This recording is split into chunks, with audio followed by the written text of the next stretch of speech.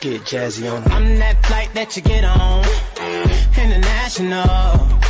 First class seat on my lap, girl. Riding comfortable.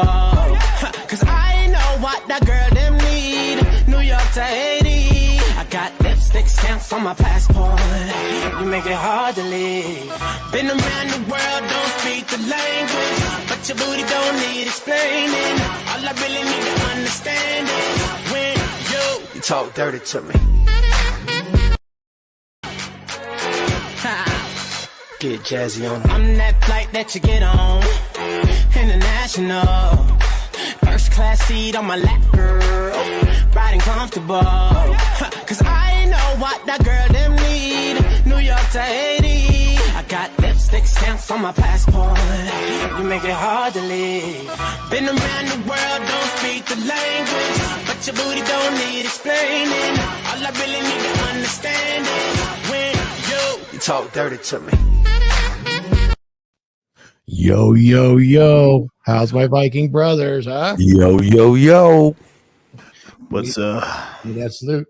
How you guys doing, man? Today we got something special for y'all. This is an encore.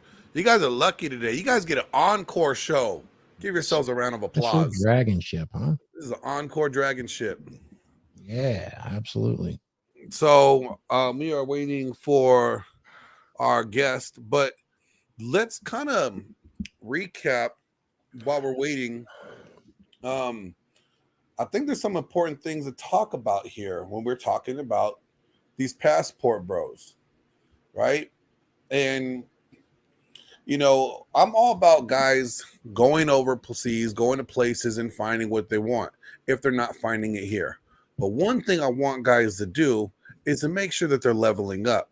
I don't want guys to use their passports as a cheat code because it's not benefiting them. They're just cheating the game. What do you guys say about that? Well, there's no cheating. There's no cheating in love and war, brother. That's right. All's fair in love and war.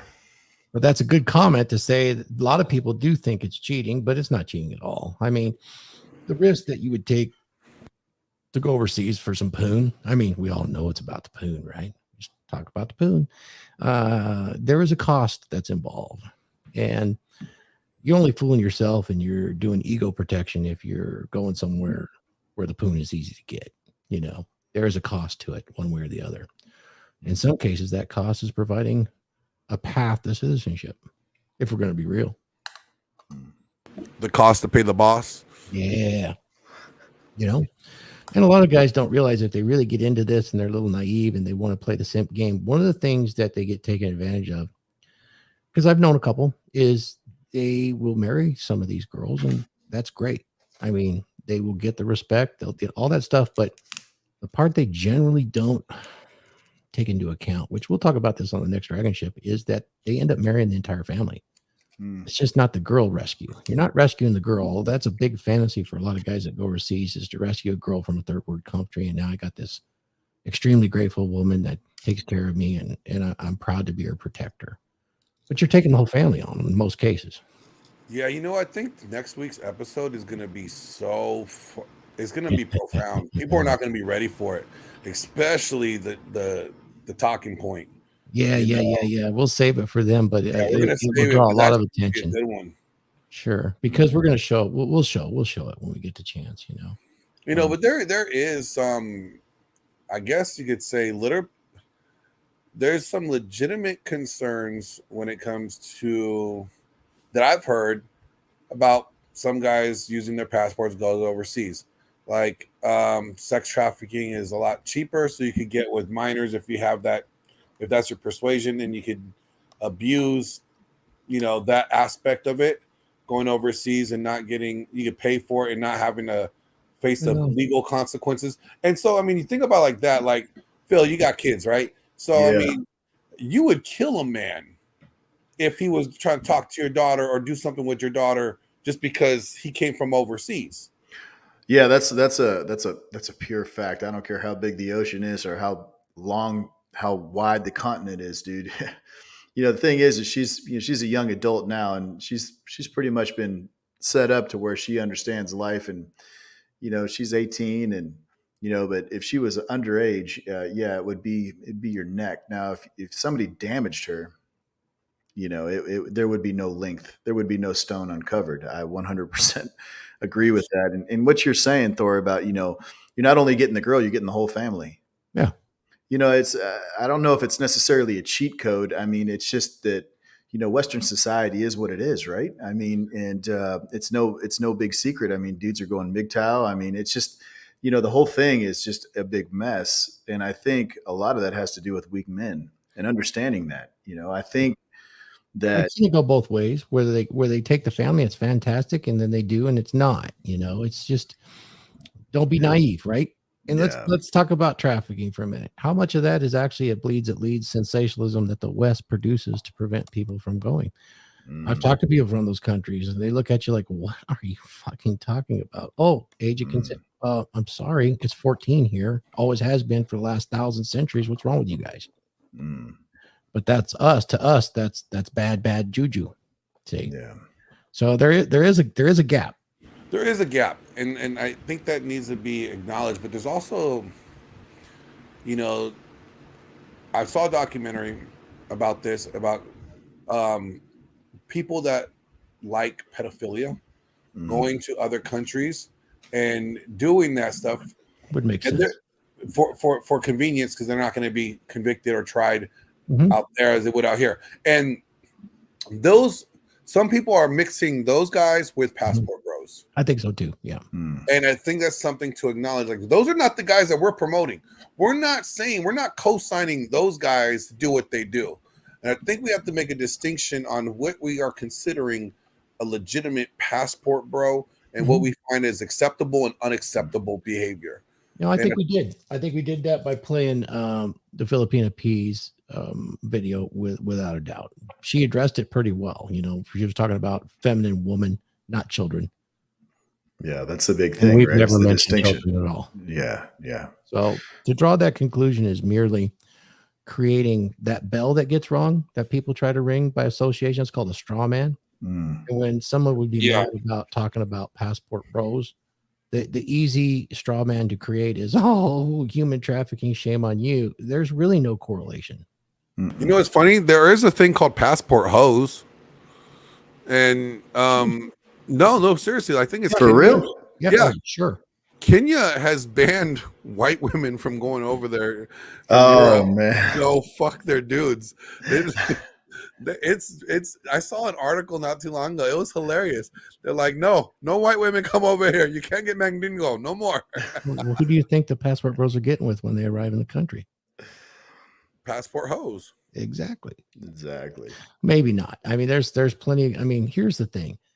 Having been around a little while and talking to guys, never doing this myself, but you know, there are the tourist places where they like foreign guys. They like the whole thing, and they're sincere, but that's the game, right? You have to get off the beaten path if you really want to find a relationship. That's the truth. You got to get off the beaten path. And in those environments, you're going to have to be social, just like you are here. You have to do all the same things to access the culture that the Filipina P was really talking about, you know, and their standard of living is pretty low. You know, you're going to be viewed with a lot of pre-selection, and you're going to get that part of the money side is going to be amplified there. So you've got that as an opening, but if you can't, you know, you still have to have money and muscles at some point here to really secure it. You still got to be a balanced man. That's then you got to vet their family. You know, over there, you got to pay the family if you want to marry them. Oh man, that was something. So if you pay them, are they property? Is that how that works, right? Is like, so what you're actually paying the family to marry into their family, right? Is that how that works? Yes. I mean, here's the thing, man. I've never I've never dated outside the continental United States. So right. You know, on that one, you know, I don't. You're basically purchasing your wife. Like, hey, from the family. The father hands over the bride after you hand over the check. But that's isn't that like the old tribalism, right? I mean, it's like, I'll give you 3 goats and 2 camels for your daughter, and then you know, our families, our tribes are united or whatever, right? Yep. Yeah, I mean, you know, there's a story in the Bible, right? And I want to say his name was Isaac. Was it Isaac or Joseph? One of the guys. He wanted to marry this woman named Rebecca, and he was working for this guy. And this guy said, okay, if you work for me for like 7 years, I'll let you marry my daughter. Well, he got him drunk and made him marry his older daughter. And then he's like, look, work for me 7 more years, and then you can have her too, the one that you really want to marry. And it was like you had to earn, you worked for it, or you gave up something to take that bride or to take that wife from that family, because that was leverage back then for fathers or for families. It was the way to make the family strong. You know, so, make the tribe strong. Yeah, so back in biblical days, that's how they had skin in the game. Exactly. You know, there was a large part of the world that does that, and then the other half of the world that does that, excluding the West, this is normal, provides a dowry. A dowry is money or property brought to the woman or her family or her husband at marriage. So it goes both ways. You could purchase her, or you have to purchase the right, or they have to purchase the right from you. So it goes both ways, either to their family or back to you. Whoever the suitor is, right? Is that what you're saying, Thor? Is whoever the suitor was? In some cases, they're paying the suitor to take their daughter on. There you go. And it goes both ways. Sometimes the guy will pay the family for the right to take the woman. You can look that up. It's called dowry. It's DOWRI, and it goes both ways. It's just not. And it was basically the father basically saying, "Thank you for taking her off my hands, and for taking her off my hands, you get this property. She's now your problem." No, but I mean, it was a way to, you know, what does Don Levant say? Yeah. Don Levant has he always drops some good knowledge. Let's see what he says here. So a couple years ago, a Swedish government was trying to ban their men from marrying Thai women and bringing them back to Sweden. Oh, wow. Didn't know that. Yeah, I heard that. Now, the dowry can serve as a gift to the in-laws, okay? Yeah. It's an insurance to the man should the bride choose to leave her husband. This was insurance for him. Whoa, where'd that come from? Man, why don't we have that nowadays? That's the history and purpose. You could Google it. Also called bride's wealth, bride price. There's a bride price. That's when it goes. That's crazy. Is dowry illegal in the U.S.?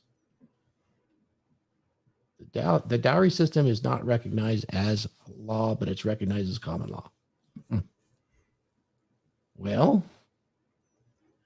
in most of the world, the dowry is between, in U.S. dollars, $1,888 to $8,888.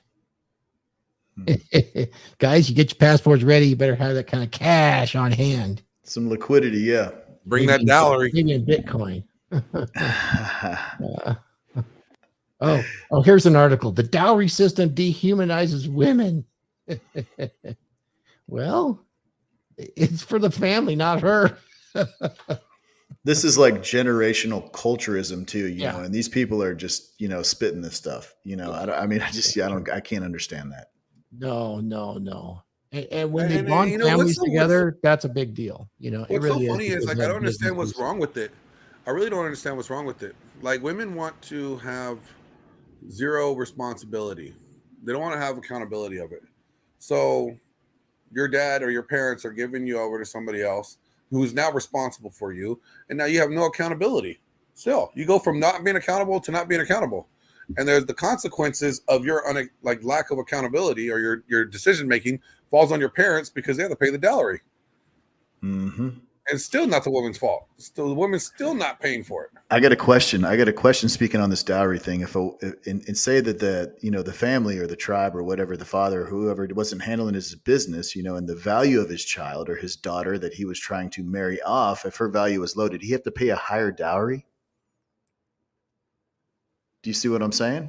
Oh, I see what you're saying. So if his tribe value is not good, if he lost assets, you know, and the suitor is like, I'm not looking, this sound like a good investment. I want more money to secure this. It'd be interesting. That would be interesting.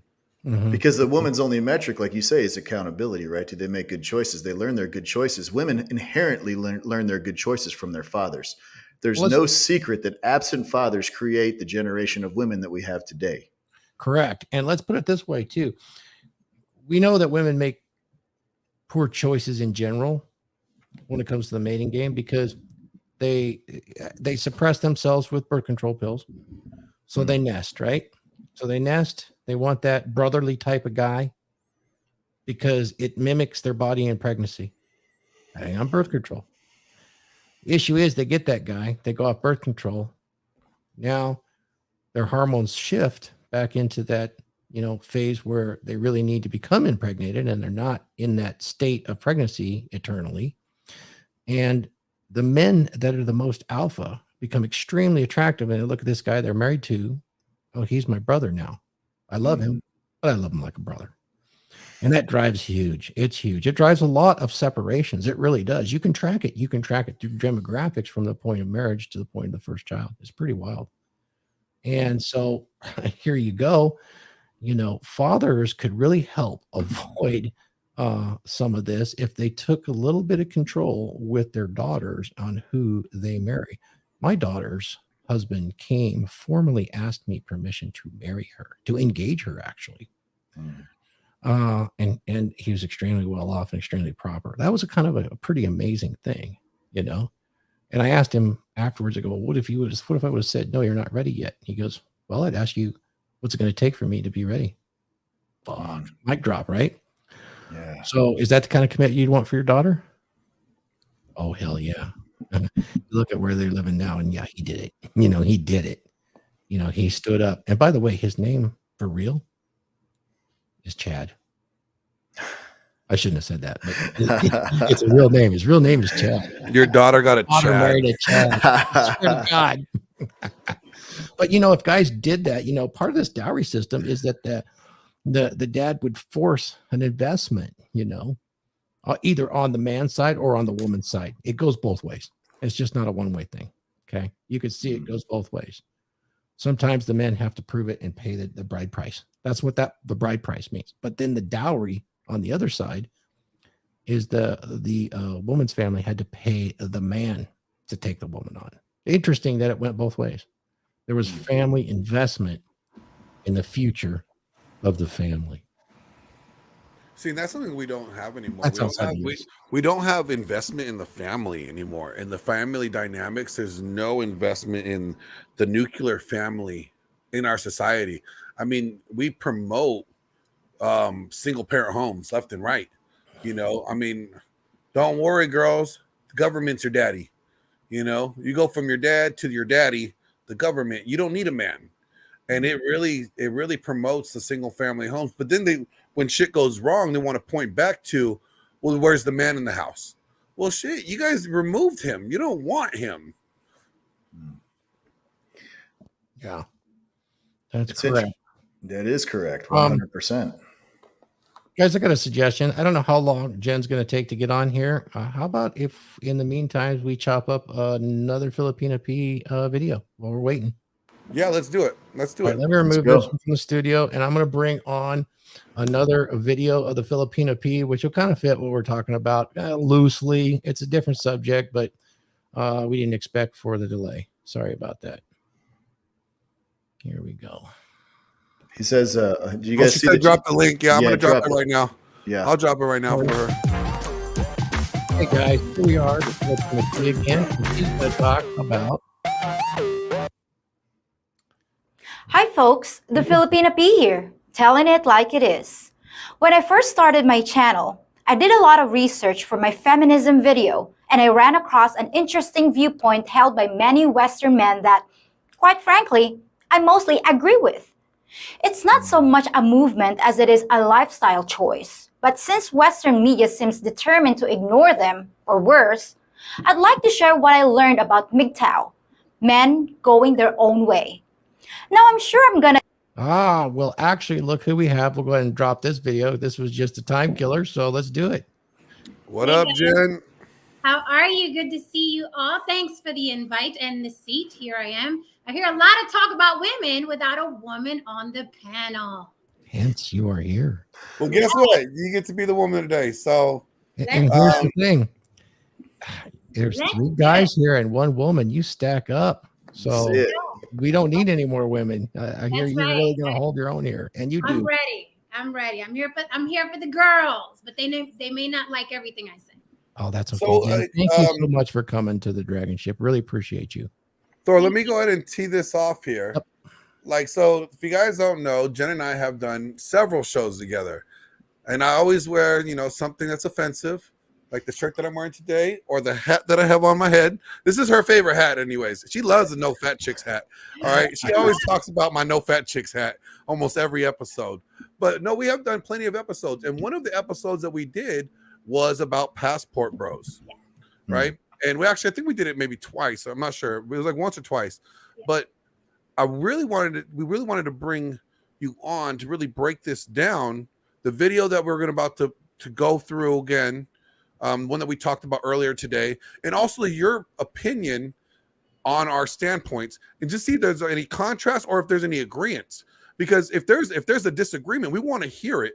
And if it's a legitimate gripe, we want to be able to address it, but also correct it if there's something that we need to, if it's a talking point that we need to correct for you or you need to correct for us. We want to give the floor to some, because we always talk about with guys. And then, so it just seems like it's one big echo chamber, right? So we're bringing a woman on. So here you are. I may need this. I have a feeling I'm going to be using this today. So I'll keep it handy. Can I see that again, Jen? That is so cool. Not all, some. Well, wait. Are those not the same answer, just written differently? Some, not all? Basically, but some people like saying some, they get defensive, but some people say not all. So I have it for both, right? Whatever, But they kind of be the same thing, right? Pretty much. Cool. All right. So Thor, do you want to cue up that video? Yeah. Cool. And you guys, actually, this would be a perfect time for everybody else to introduce themselves. Hold on. Yeah, let's Phil, haven't introduced you. Thor, haven't introduced you. All right, so introduce yourselves to Jen. All right. I'll go ahead and kick it off. Jen, I'm RP.THOR. Pleasure to meet you. I'm the founder of the DragonShip, which is a small podcast, but it is growing. And it's we're just glad to have you on here. Been around in, I guess, the men's self-improvement space for quite a few years. So we're just having some fun here. And that's me, RP.THOR. My background is I've been married for over 30 years. I have 4 children and 11 grandchildren. Well, 10 grandchildren, 1 on the way. So that's kind of my background. Okay. What's going on, Jen? My name is Phil Foster. You can find me all over social media. I've been in the men's space for many years and pretty opinionated on a lot of things. I'm definitely into fitness and, educating my fellow men on how to strategize with women and level their fitness game up. It's nice to meet you. Nice to meet you. And Jen, how about you introduce yourself to the panel or to the audience and everybody else? I am Jen from On the Block with Jen. I have a channel that covers a lot of topics: gender wars, politics, celebrities, relationships. I'm very abrasive. Some people say I'm too vulgar. I say what I mean and mean what I say. I don't fold. I don't bend. It is what it is. I love when people come and, participate and debate with me. But I advise you not to come up to try to change my mind. But I stress it is okay for you to have your opinion and for me to have mine, which is very hard for people to do, but that's life. And that's it. Bye, guys. Well, thank you. We really appreciate you. Thank you for coming on. And I will cue up the video. Let's do this. Let's do it. Yeah. And here we go. Filipina P here. And today I'm going to do something I've never done before. I don't really do reaction videos, but a few days ago, someone sent me a TikTok video of a Western woman complaining about men. So I checked it out. And the next thing I knew, I was falling down the rabbit hole. So today, I'm going to give you a Filipina's thoughts on some of this stuff and react to crazy TikTok videos as I try to figure out what the heck is wrong with some of your women over there.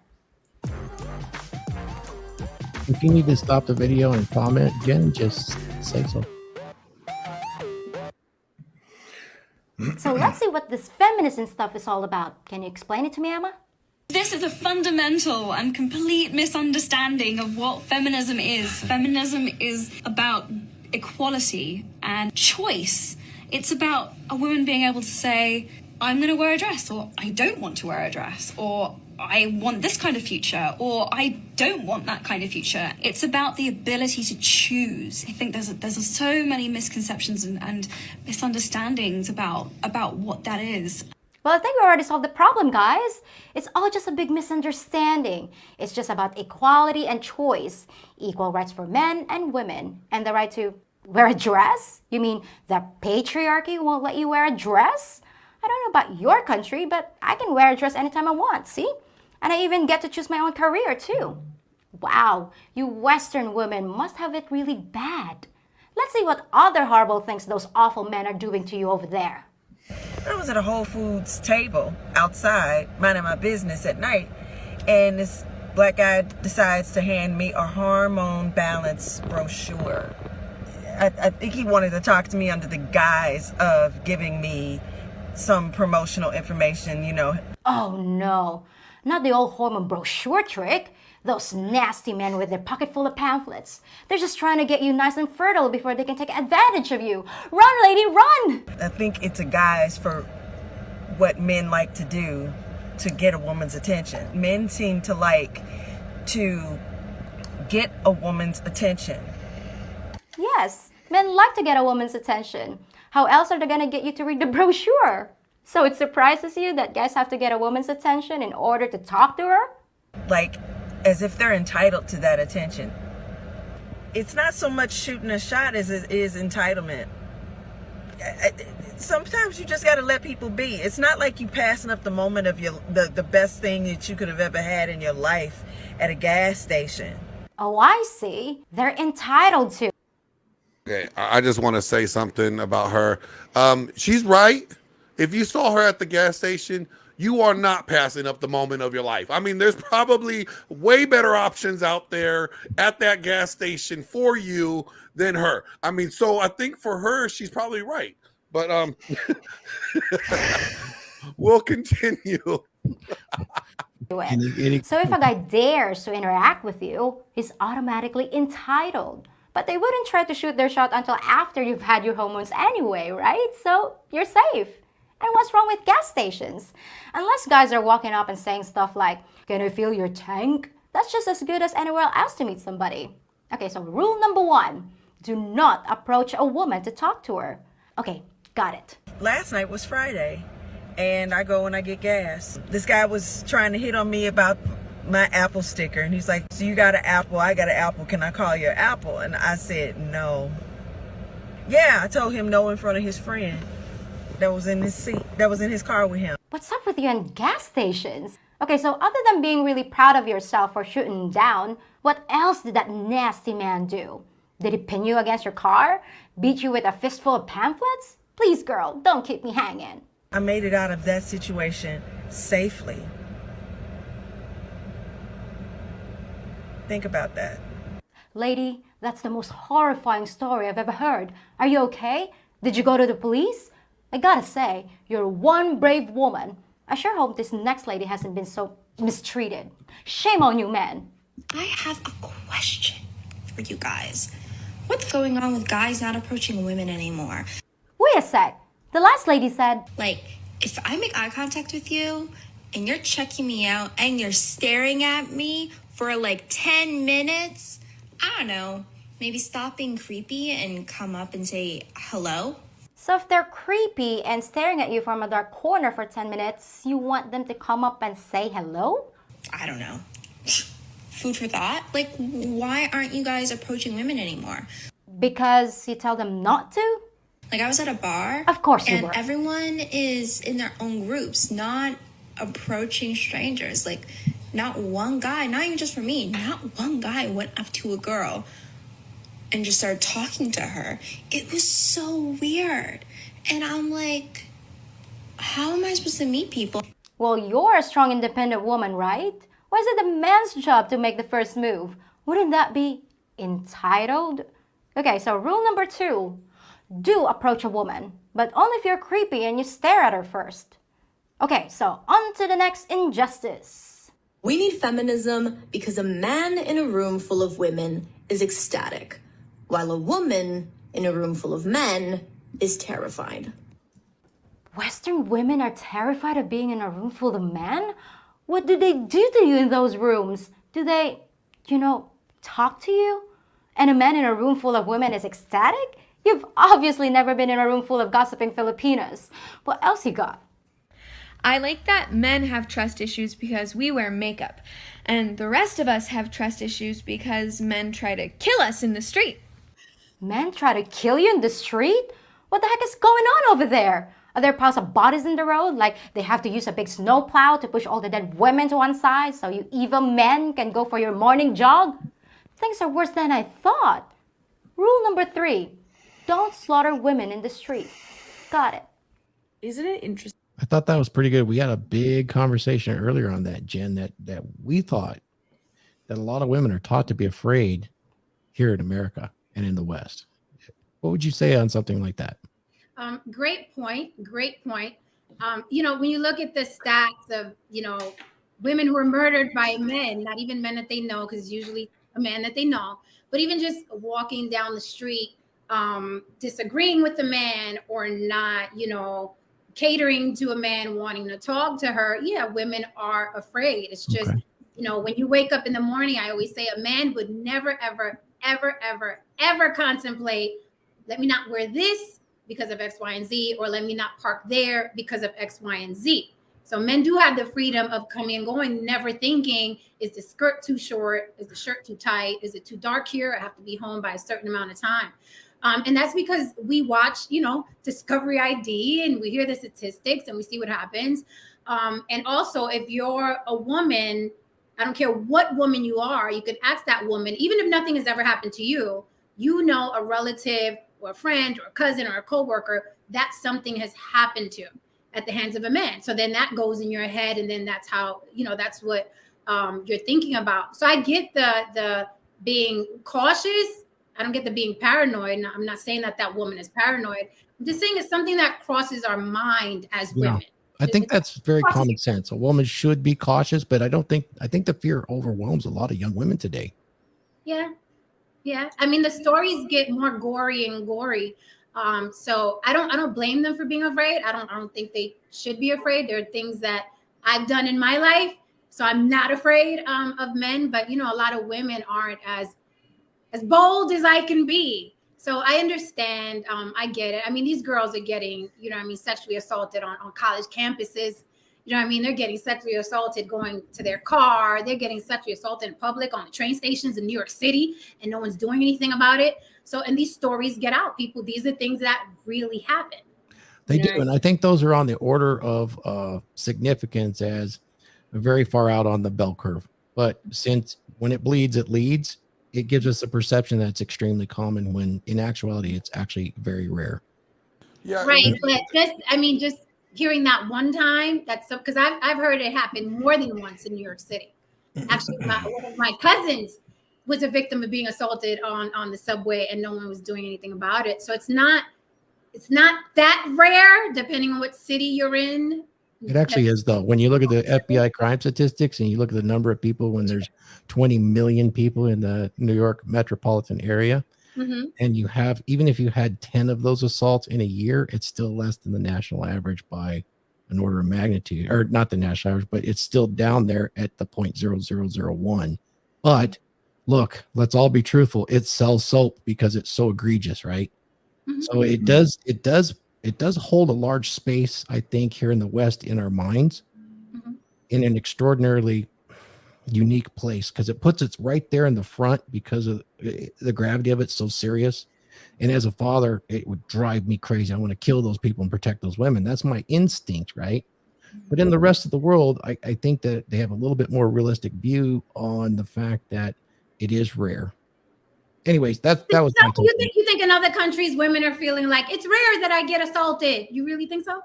Well, I think that they're cautious, but they definitely will approach men. I mean, they can talk to men on the street and not shy away or walk to the other side of the street. I think culturally there's a difference though too.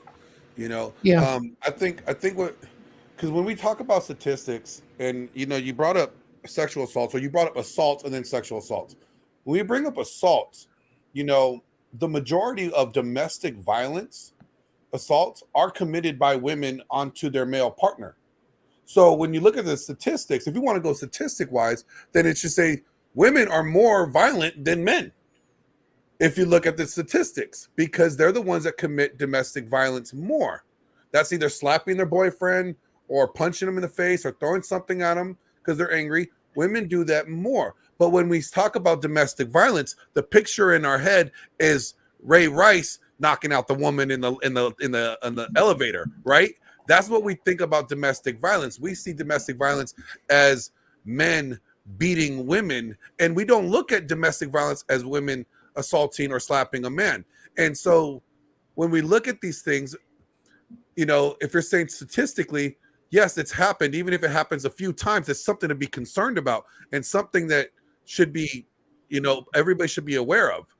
It should carry serious consequences. It really should. It should. Well, There is a difference in domestic violence between men and women, regardless of the numbers, who does it more. When my fist would contact that soft female body, regardless of whether it's Ronda Rousey or not, the consequences would be super severe as opposed to her hitting me. I'm bred and built for combat, and there's a difference.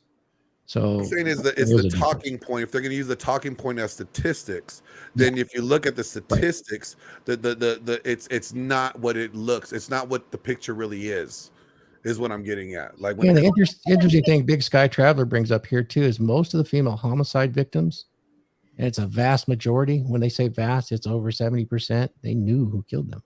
It's crazy. So the problem with statistics is that they can only poll people that show up for that statistic, right? When you look at the statistic of women that are sexually assaulted and never say anything, you're talking about a whole other very large, vast demographic.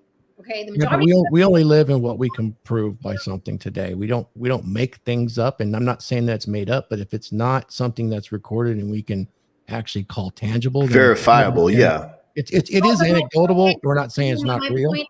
My point is there's a statistic, and then you can't. It's not an absolute because so many women do not report sexual assault. I do agree with Glenn about the domestic violence. I also think that a lot of women don't report domestic violence either until they're laying in a pool of blood somewhere, right? Or the ones that do. There have been cases where women do report and the cops are like, we can't do anything about you being harassed and stalked. Like you have to lose a finger or an eye before we come out there. But I do think that if a woman assaults a man, there should be the same repercussion, even though if she's not built, you know, to murder him with her bare hands, it should still be the same repercussions. But then there are also toxic relationships where two people, and some women may get mad at me, but when I look at people like Ray Rice or Rihanna and Chris Brown, that was a toxic, volatile, violent, mutual relationship where it's like one day I'm mad at you, I'll slap you in the face. Well, today I'm mad at you and I'm gonna slap you in the face. That to me is a different form of domestic violence. If a couple is used to being in fisticuffs, often the man is just built for war. So if he hits her, there's going to be more damage. But Rihanna herself admitted that she has hit Chris Brown. She admitted herself in a Glamour magazine interview that she broke a glass bottle on her brother's face. So I'm not talking about the wilting willows that it's like, oh, when I look at Ray Rice, his wife spit on him. She swung at him. So this is not some wilting willow in the corner. And I think those cases are different. When I see those cases in those videos, I'm like, well, look, they were fighting each other. This is what happens. The man is stronger. So there's going to be more damage on the woman. But if it's a man that it's like, I'm not violent at all, and this woman is going after him physically, then yes, she should face the same repercussions that a man would. Absolutely. Anecdotal evidence really doesn't count at all, though, because men don't report their domestic violence either. So to make it a level playing field, we just exclude that and look at the actual FBI statistics. It tells the story. Mm-hmm. You can extrapolate error rates pretty simply just by taking, in fact, they do, in order to receive federal funding, because they do estimate the number of reports that aren't reported by surveys. Now, whether people lie or not, that's another issue. So they lie, people lie. Yeah, but you can't have an intelligent conversation about that because it's kind of like it's nebulous. It doesn't mean much other than we know people lie. Well, let me steer this conversation back to what we were talking about. Let's, before we get to the sexual assault part or the violence part. So you had one video where a girl says, "Don't talk to me. Yeah. Don't even approach me. Don't Scared. talk to me." Oh my God, I made it safely away to the gas pump because this guy wanted to shoot his shot, and he felt entitled to shoot his shot. And then so don't talk to you. Okay. Then the other women are like, why aren't you talking to me? You're staring at me. You're looking at me. I'm looking at you. Why aren't you talking to me? Do you see why guys are like, what the fuck? Like, what are we supposed to do? Now, like, guys are thinking like, how are we supposed to operate when you have those two conflicting narratives being said from women to men? It's like, how would you tell a guy or suggest to a guy to do anything? Because you're wondering, guys are pulling out. They're pulling out because they're having too many conflicting stories. Yeah, there is that. Shall we get back to the video? I wanted to hear Jen's rebuttal to that. Like, okay. what Absolutely. I was just telling my friend this last night because he was asking me about a situation that went on with him and a woman who he took on a date. Nothing happened. And then that woman told his friend, he didn't make a move on me. So the next date, he made a move on her. And she was like, no, I don't want to go any further. So he was like, what is it that women want? Do they want it? Do they not want it? And here's my answer. When there's doubt, don't do anything.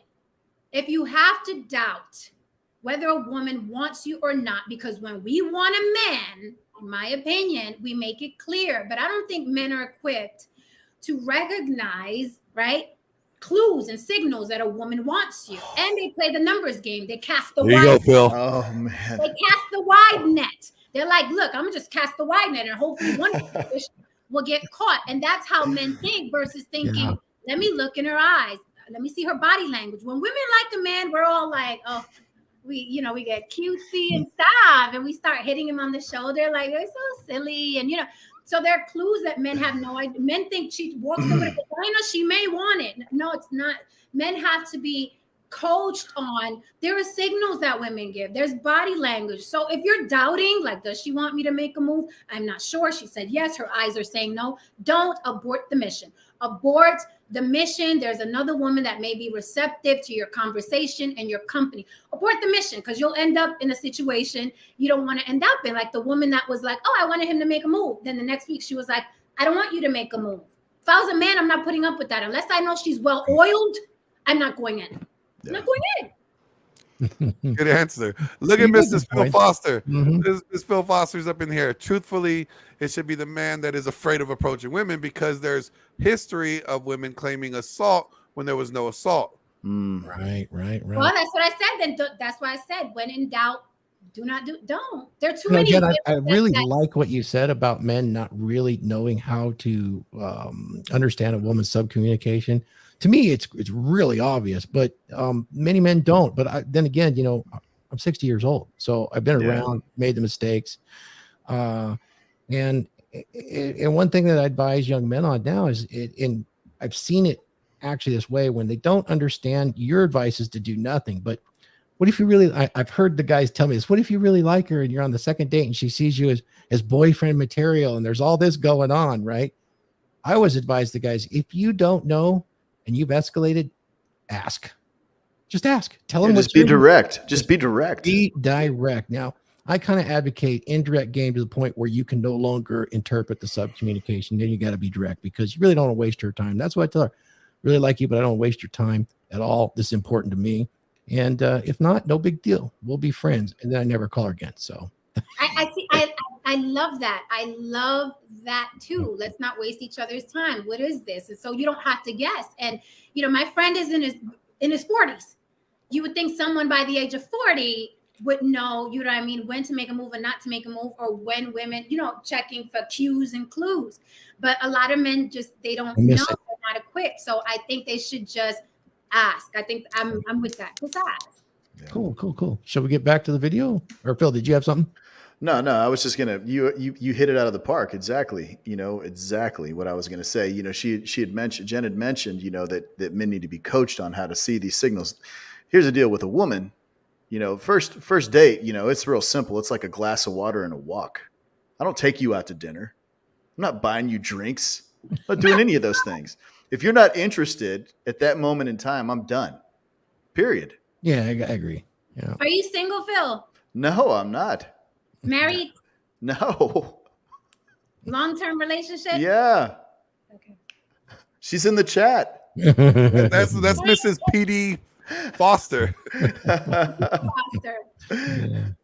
No, but seriously though, if I don't see eagerness from a woman, you know, it's real simple to tell, man. That's we're done.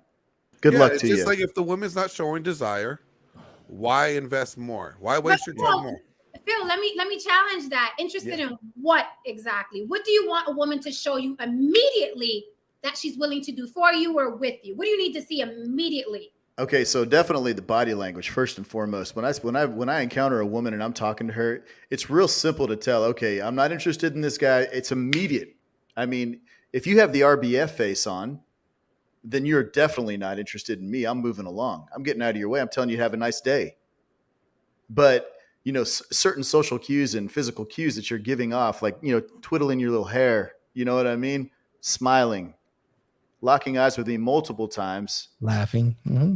Yeah, exactly. Having some rapport there, especially when you don't know me, that's letting me know you're interested in me. So she can do all of that and you're still taking her for the glass of water in the park down the block? Yeah, absolutely. We're going to go for a walk and have just a glass. Bring a bottled water. I'll meet you at this park.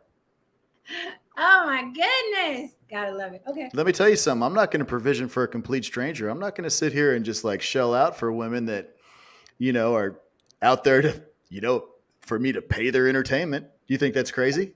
No, but I know Jen is going to push back on that. I know Jen says she shot down dudes for coffee dates. She don't do coffee dates with dudes. Oh, why would you do that, Jen? Coffee dates? I don't know. Interesting. Why would you? You do like that, those? Jen? You like those $400 steak dinners, don't you, Jen? $200? I love it. I love it, girl. No shame. Keep it up. Yeah, it's like, see, when I get asked out on a date, and I'm single now. I'm single, not looking, but you know, I love men. I like dating, so I'll go out on a date. I'm not as opposed to dating. But you know, I put effort into it, right? And some people may say, well, getting dressed is not effort. It is, because I'm usually running around in joggers and a baseball cap, you know, on backwards. So I'm putting my best foot forward. And I think that if it's going to hurt your pocket to buy a $200 steak, then I don't know, date someone else or don't go out on dates, or just date women who want to go for walks and glass of water. I'm okay with that. I'm just not the walks and glass of water person. Yeah. So here's the thing. So why should I invest in you first without getting to know you? Because I'm a very traditional woman in the sense of, right? A man should protect and provide out the gate. And I feel like you're putting your peacocking. I mean, birds do it. Birds do it in nature. They peacock for an hour and spin around and do their feathers. And I feel like men should do the same thing. So what you're saying, Jen, is you want me to peacock. You want me to peacock my $100 bills for you, and let you know that I'm financially secure. So it's about money in the end. It's not about attraction. It's about money. Well, let's be clear. It has a lot to do with money. Let's not. I know that's the dirty word. I know women. It's not dirty. I know, but it's like women.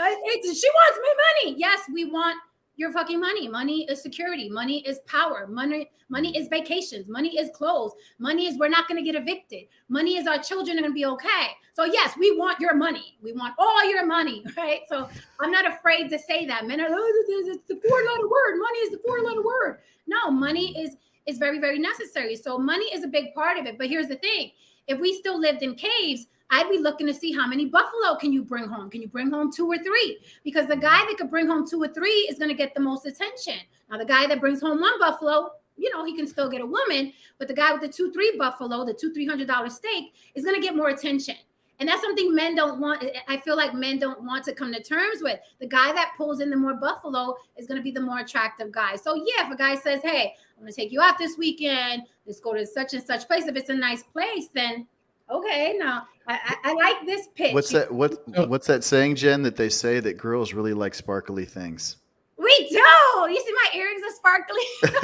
We noticed those hoops.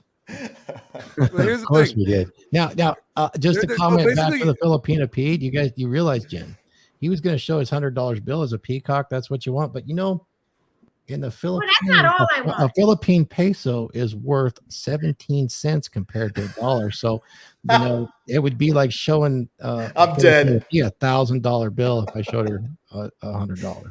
It's You funny. think maybe I'd buy myself some credits, huh?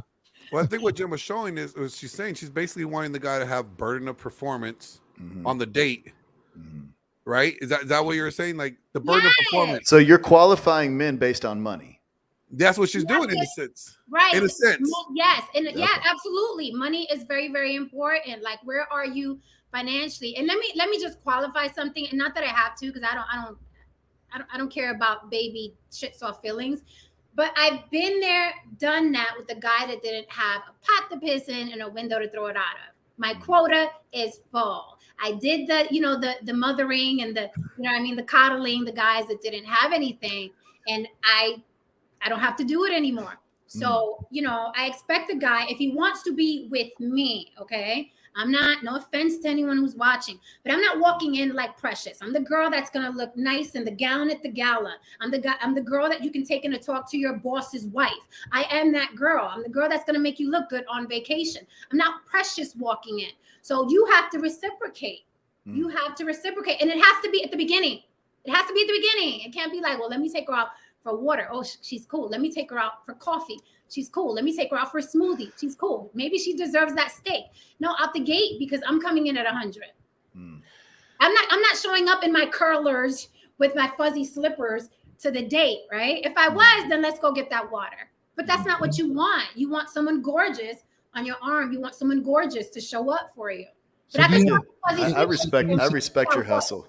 I do too. I respect the hustle, but I also got to ask the quick question. Absolutely. Jen, you said you're singled out. What does that mean? You're singled out and not dating? No, I'm single, not singled out. I'm okay. single and open to dating. I just have other priorities right now in life. I'm working very, very hard on some other goals.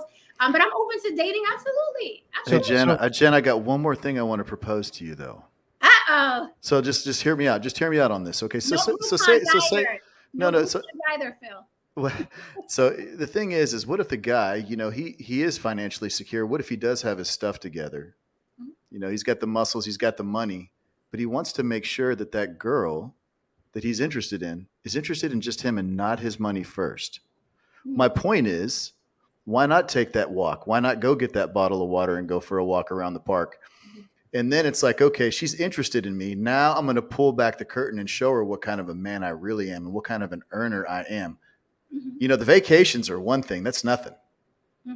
Sports cars, all that other stuff. That's all shiny stuff.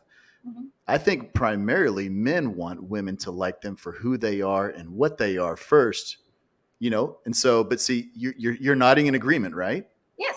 But you want me to drop for $200 steak dinners on the first date. Well, here's the thing. A big part of who a man is, I don't know why they separated. I don't know why it's like separating churches. I don't know why they separated. A big part of who a man is his ability to provide.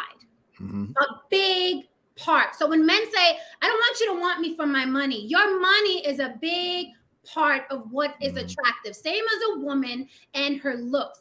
So a man doing that, in my opinion, is just as silly as a woman saying, I'm not going to put out on the first date, even though I want.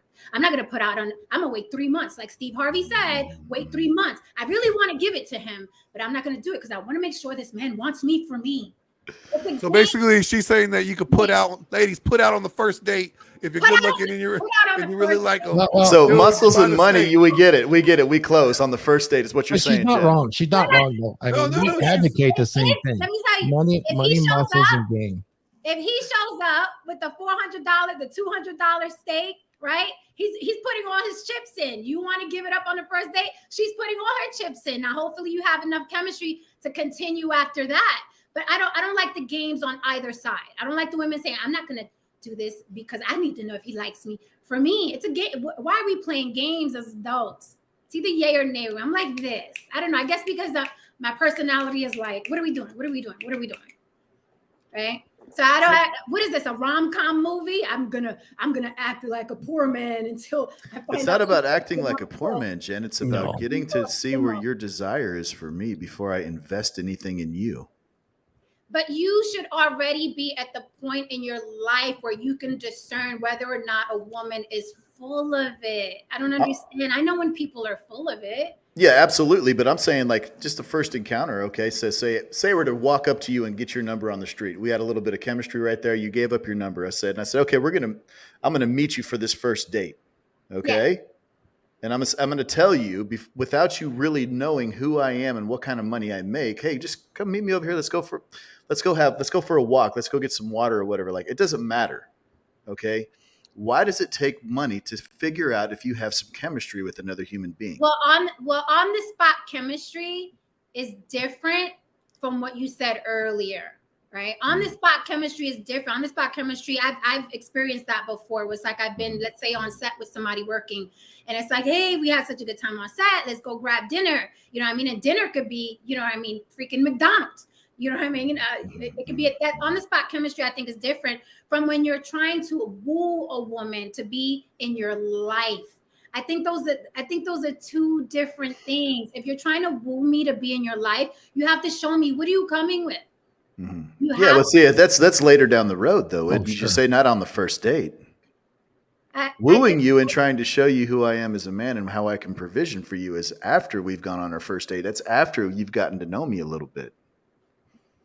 Well, hey, it's not about a rom-com and coming off as a poor guy. It's about protecting the assets that I've worked extremely hard to put together.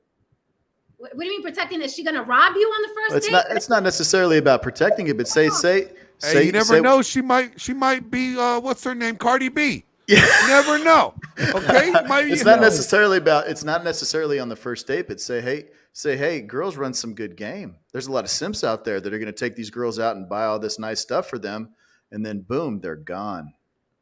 So you got a guy out there, you got men out there that are dropping $400 a day. There is literally a statistic out there, Jen, right now that millennials are going in debt dating. It's a thing. And that's why if you can't afford to date, don't date. Oh, I love it. So wait, hold on. Here we are. I love it, girl. Or date fish. Here's the thing. Here's the biggest issue with this. She wants me for my... And modern dating sounds like prostitution to broke men. To broke men. You think that the guy who can get the Lambo on the weekends and lives in the mini man, you think he's caring about whether or not he's going to spend $200 on a steak? Do you think he cares? He has to eat steak anyway. That's probably the steak he normally eats. Now he just wants a beautiful girl to show up. And if they have chemistry, great. If they don't, whatever. It's $200. Get out my face. See you later. I got another girl. I got it. So what tax bracket are we talking about here? Okay. What tax bracket are we talking about here? We're talking about the average man. We're talking about an upper middle class business owner. For the men that say, oh, it sounds like prostitution. Those same men want women to give it up after taking her to a Starbucks. So don't pretend you're anti-prostitution. Oh, no, not at all. All relationships are prostitution.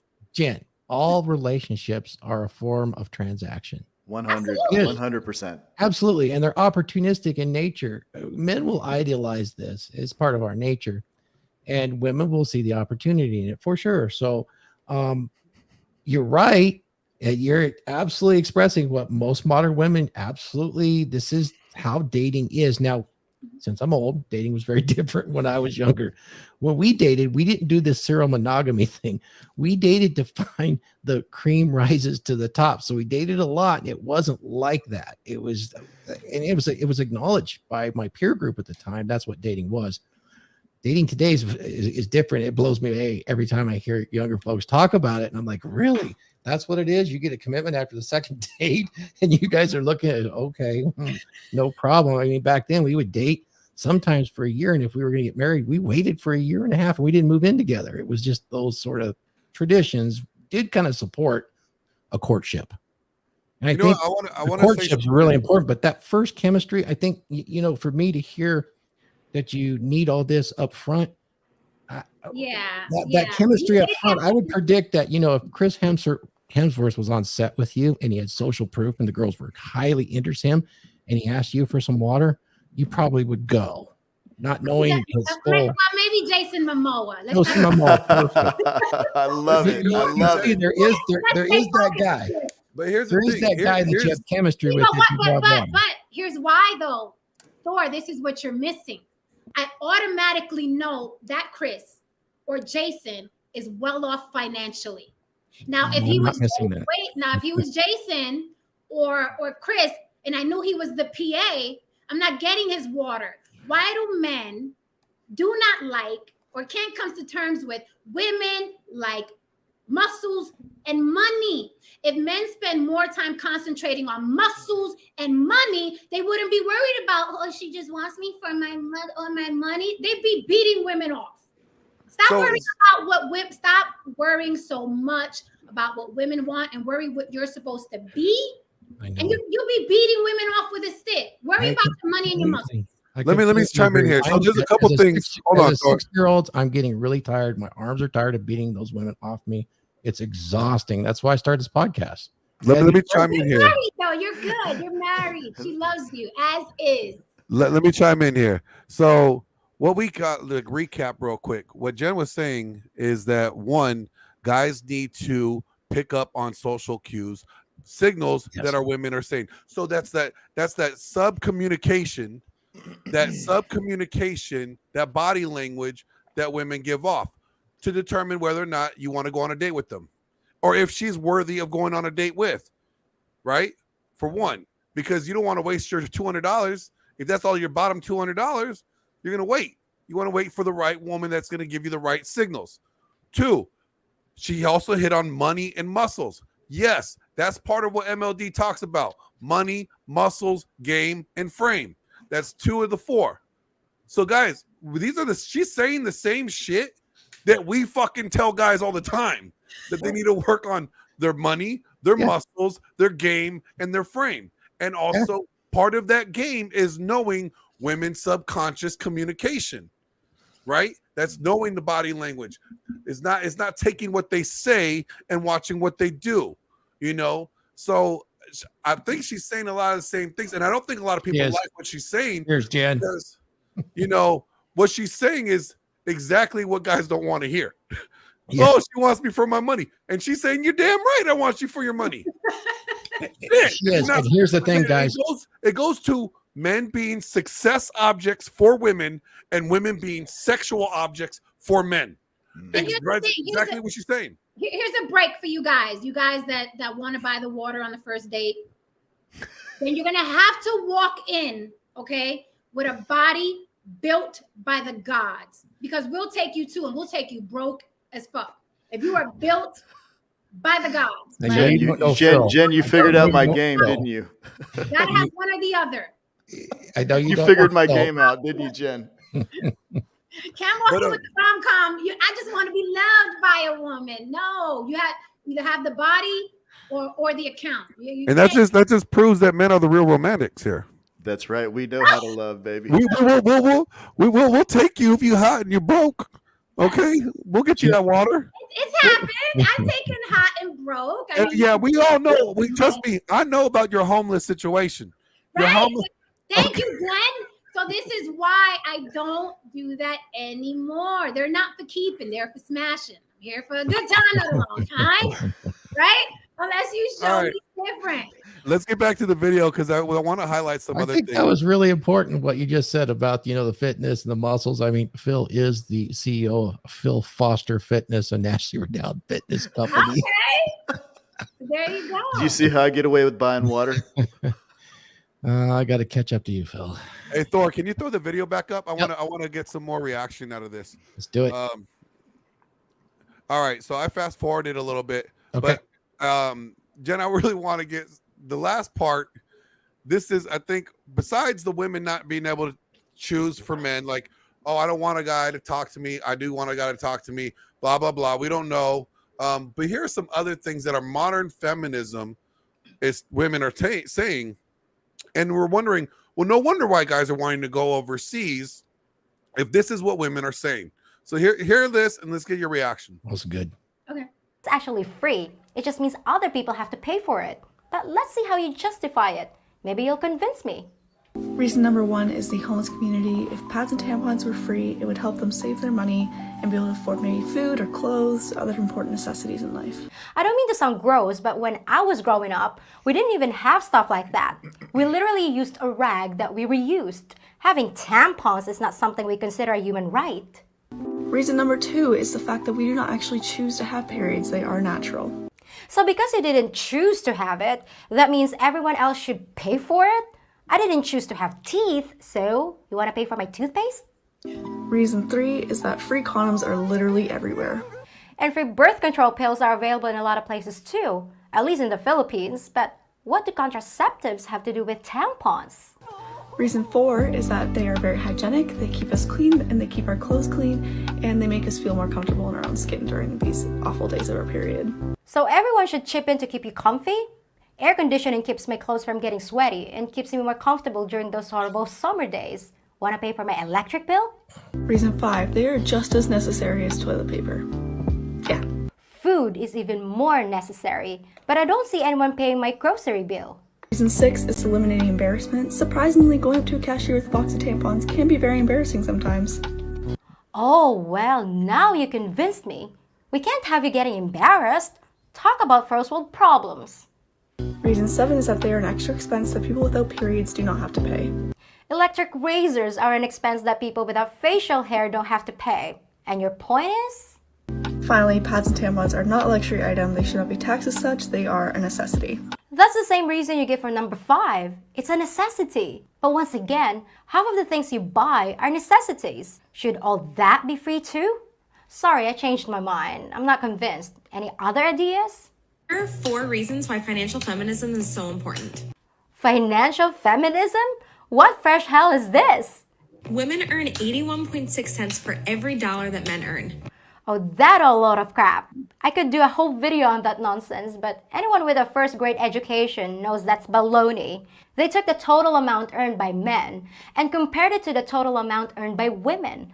But they didn't factor in things like men working more hours, getting more overtime, and getting paid for more dangerous jobs.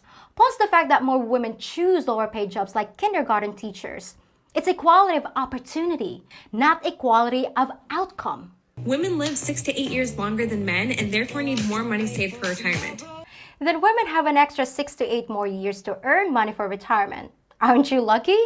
Why penalize men for something that's an advantage to you? I bet men would love to live another 8 years, unless they have to listen to crap like this. Women are much more likely to put their careers on hold to be caregivers for the family. Is anyone forcing them to do that? What was all that talk about choice? And correct me if I'm wrong, but you're gonna suck the cash right off your man if your marriage ends, so what's the problem? And 61% of millennial women leave major financial decisions up to their spouse. You mean 61% choose to leave major financial decisions up to their spouse? I thought having a choice is what this was all about. And besides, that's not far off from 50-50, so what's the big deal? So let's normalize talking about money as women so that we can advocate for change and support each other. Well, sure, talk about money all you want, but what is it you want to change? You want to live 8 years less or have your husband stay at home with the kids? I don't get it. And I think women already talk about money. In fact, they talk about it a lot, but they don't talk about earning it. They talk about taking it. How much should your engagement ring cost? So I suggest 2 things. Number 1, Jen, you listen demand up. a 3-carat or above ring that ranges anywhere from $20,000 to $50,000. Demand? Demand a $50,000 ring? And what do you offer in return? And men are the entitled ones just for talking to you? And if he can't do that, demand a ring the equivalent price of his car. That way, if he ghosts you, you can resell that item and get back some of that lost time and start over with a new man. Just how much do you think your time is worth? Are you charging by the hour? You know what they call that, don't you? If he cannot afford that, think about how can he be a stable future husband or father. So if a man can't plop down 50 grand right off the bat, that means he won't make a good husband or father? Is this a joke? You can work for 20 plus years and maybe make $10 million, or you can get married and make $20 million instantly. You think you can make $10 million in 20 years? That's $500,000 a year. Doing what? Brain surgery? And you think you can find a guy worth 20 million that's gonna marry you? I heard women's standards were getting ridiculous, and I guess I heard right, because that's ridiculous. Having a starter husband is a form of social climbing and building your fortune. No big deal. Just marry a guy you plan to divorce once you find a better target. That sounds logical and a smart investment strategy. You should give seminars. Basically, what happens is a woman marries just for money, and then they're together for a few years, they get divorced, and she takes half of everything. And then she repeats the process. Once you're rich, it's easier to marry rich, and they just keep marrying rich until they're just rich by themselves. I think there's a word for that. You know that word that a lot of you women say doesn't exist? Hypergamy. Are there any of you that aren't bloodsuckers? Females act like men is just the problem. They walk around saying men ain't nothing and blame them for everything. But really, it be the females. It be the females causing all the problems. It be the females that be making the men act how they act. It be the females that be doing that stuff, and then they just want to blame it on the men. Okay, it's kind of ironic that the least articulate woman is the one I happen to agree with, but it is what it is. Okay, so let me see if I can summarize this for you. You shouldn't approach a woman if she's by herself unless she wants you to, but never approach her if you're an old guy unless you're really good looking and rich. Be prepared to hand over your life savings so that she can divorce you and move on to the next guy. That about cover it? I gotta admit, you women had me worried with creepy guys chasing you with brochures and putting you in boxes and murdering you in the streets. But now you've just gone off the deep end. It sounds to me like you just want everything given to you for free, and it's more about the money than the man. Why would a guy want any of you? What's in it for him? I didn't hear a single one of you talk about love or companionship, just what he can do for you. Well, I finally have my answer as to why men come to the Philippines, and if you still don't get it, just watch this video again and see if it sinks in. If you like this video and want... There you go. My first question before you go, Glenn, is how many attractive, tall, wealthy men go to the Philippines? It's usually the guys complaining in the chat here. Those are the ones that are usually, flipping their passports at the airport. Let's keep it 100. Bait fish that you can catch. The biggest problem is a lot of people want people out of their dating pool. Like everything I just said, there's a bunch of guys in the chat now in their feelings. She's for the streets.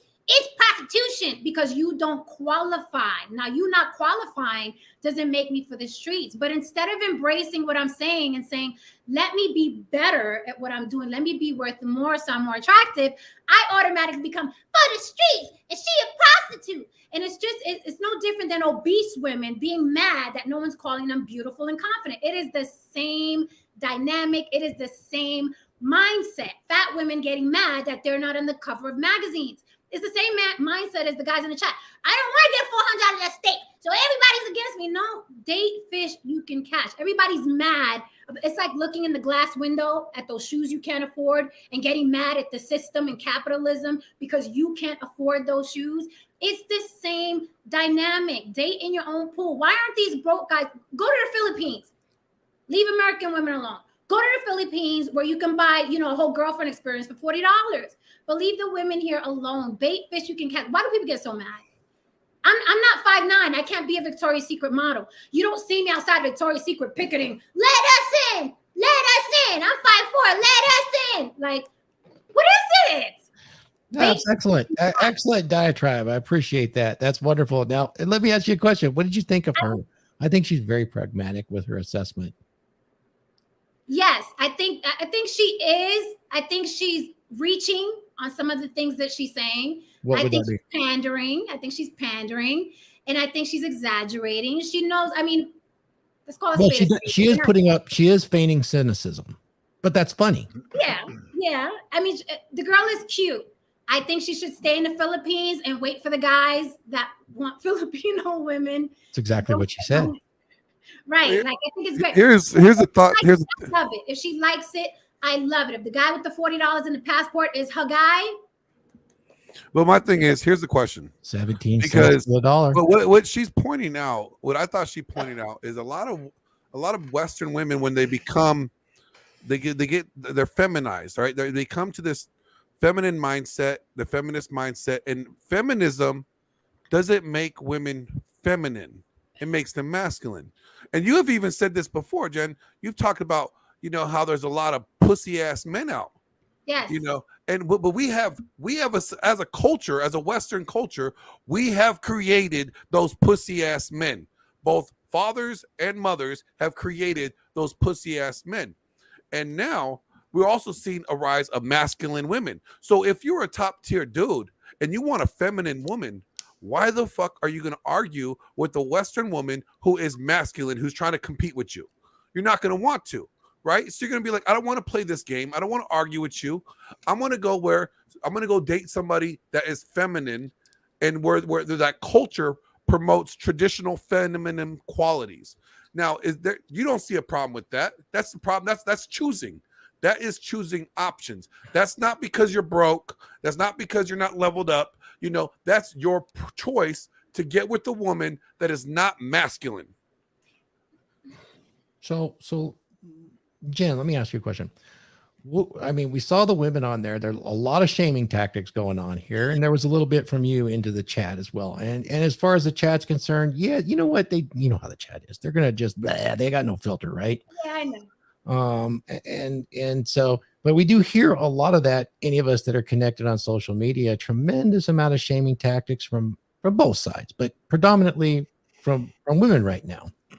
Are men actually not living up to the standards that women really truly want, or are women not living up to the standards that men actually want? I think in the end of the day, men need women and women need men, and we're better together than we are apart. It is a little skewed now with social media and how we use communication. It's a tricky thing right now. An attraction is a tricky thing. Everybody talks about the money. Money is a big part of it. Men are designed to provide and protect. But what are your thoughts on the shaming tactics that women use these days? A little overboard, or do we need more of it? I'm a tough love type of person, and I feel like if you can't handle tough love, then you're not for me. I agree with Glenn that both men and women are making, the next generation softer and softer. The women are getting more masculine and the men are getting softer. My dad was an amazing provider, came from Puerto Rico with nothing, barely speaking English, built himself all the way up to open parking lots and then owning apartment buildings, 10-unit apartment buildings. When he walked in, you knew there was a man in the room. And a lot of that is missing. Now we got guys in the chat, why can't I take you for water? Where another man would say, what do I need to do to afford that $400 steak? Because I want to be the pick of the litter. In my opinion, that is full-blown masculinity. I want to be the biggest rooster in the house. But now we have hundreds of men, at their keyboards. Well, I don't want you if you don't want no water. Where back in the day, it was like, I'm going to be the biggest guy. It was beautiful to watch men walk in masculine. It's like, I'm bigger and better than that guy. I'm bigger and better than that guy. Now men walk in as, who is going to want me here for my $20 meal? Yeah. So I hear what you're saying. I hear what you're saying. There is a lot of crybabies out there. I'm sure it's like, I want this, I want that. Unfortunately, us men really dropped the ball, I would say 30, 40 years ago, because really we did not, buck up and say, ladies, we don't want it like that. This is how we like it. And men, you need to freaking suck it up. Stop complaining and be that big rooster. You don't have to say it. You don't have to put it all over the internet. Just be it. Because when that rooster walks in the room, Jen will look at you and give you that smile that she's giving the camera right now. Without even knowing your tax bracket. If you walk in without even knowing your tax bracket or whatever, women know when a man walks in the room. Now it's harder to tell. Because it's like, does this guy have a podcast? Is he a woman hater? Now we don't know. But back in the day, you knew when a man walked in the room. They had that aura. I'm glad you brought that up. That's something I talk a lot about. It's the book I'm actually writing. It's called A Dominant Masculine Presence. And contrary to belief, it's not about domineering or anything like that. It's about a man that has a dominant masculine presence. You'll notice that from across the room. He doesn't have to say shit. Yes, sir. Because he has the self-care, the presence. He walks with a purpose. I know you've seen this in person. So is that not the most attractive way for a man to be? It is the absolute most attractive way for a man to be. Yes, I've experienced it. You can feel it. You can see it. You see it in the way he talks to other men. You see it in the body language. And this is before he even talks to you. Yep. I could see when you do see something like that, you just want a piece of his steak rather than that $200 steak. You just like to have a bite. You damn right. You damn right. But now we're living in an age where it's like women who are out of shape and don't put anything into their appearance want, you know what I mean, the Jason Momoas. And then we have the Cat Williams, you know, comedians. They want the supermodel with the glass of water. And I'm not picking on you, Phil. I'm just using it in general. Fill in your water, man. Fill up on you. Hey, you know what? You know, it's stuck in that hindbrain, man. Yep, you got to thinking about your water all the time now. It's usually the coffee. The water is different. Usually it's the coffee. You change. No, but here's a point that you made, Jen. Hold on, here's a point. You talked about big women, and that's another thing. Hold on, Thor. We talked about this earlier today. You know Jen, the average weight for American women right now is 170.6 pounds. Serious.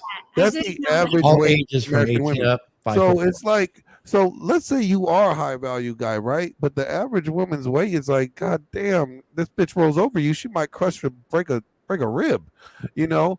Tell her the average rate of an average Filipina. 120, 115, 114. 114. So it's like 115. I'm 115. But you see, like even if you are a high value guy, even if you're a top tier guy, you're looking at the modern woman here in America. They don't even meet your standards, not even physically. And then we have all this like, you gotta love my fatness, like Lizzo, you know. And it's like, you know, like, why would guys want that? Like, they just shouldn't have to accept that. Just like you don't have to accept going on a water date with Phil when you want a $200 steak date. Okay, like, you have the choice not to accept it, and just like the guys have the choice to not to accept the heifer. And what we're doing is, guys are getting shamed for not accepting the heifer, but guys are being told to level up to go on that $200 date. You got to earn that $200 date, fellas. But see, if we talk about, well, a woman's being a little asking for too much for that $200 steak date, but when a guy says, "Hey, bitch, I need you to lose about 25 pounds before we go on a date," that's a problem, right? But there's too many thirsty guys, though. Bait fish that you can catch. No man. And here's the thing: a high value man, that's going to be his network. Those are going to be the women that he meets at work, you know what I mean, during his leisure time. So I don't understand. You can't have both. You can't be a high value man who can't get a high value woman. I find that strange. I find it strange that a high value man has to fly to the Philippines. If you are truly a high value man, that's going to be your dating pool anyway. So the 115 pounders are going to be at the gala, are going to be at the dinner meetings, are going to be at the restaurants, so I don't get, are you a high value? Are you really a high value man where you have to, you know, flee the country for the Filipina who's going to do anything and everything for you, and the GFE is going to be on point? Are you really a high value man, or are you in the wrong pond? Are you fishing in the wrong pond? Because high value men, I mean, it's going to be women around, you know what I mean, that are 115 pounds and ready to go and well oiled because they know what you're worth. I understand. I understand your argument about that, but here's my counter argument. We're not really talking about that you're dating your value. We're talking about the culture that the Filipina women present versus the culture that you saw the TikTok American women present. The you mean like femininity? Well, you saw her being quite pragmatic, whether you agreed or disagree with how she was viewing men. She had a rather nice demeanor, but you saw the American women on the TikTok rather abrasive, argumentative, bold, willing to go online and say these things. And I know you probably don't know anything about the Filipina P, but if you watch any of your content, it's actually quite positive and feminine, you see. Very big difference between the two. And I think that's what really struck me, not so much that the guys would, okay, go to the Philippines, it's fine. I think you should be well-traveled, but it's just not there. I think that there is a difference in the world between the West and the rest of the world as far as femininity. Mm-hmm. And you know, you're Latin too. There's a difference between Latin women and American women right now. Absolutely.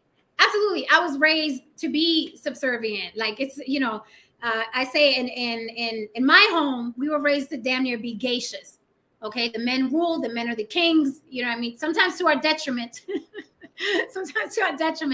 but that's how we're raised. So I get it. I get the whole being subservient. I don't mind it.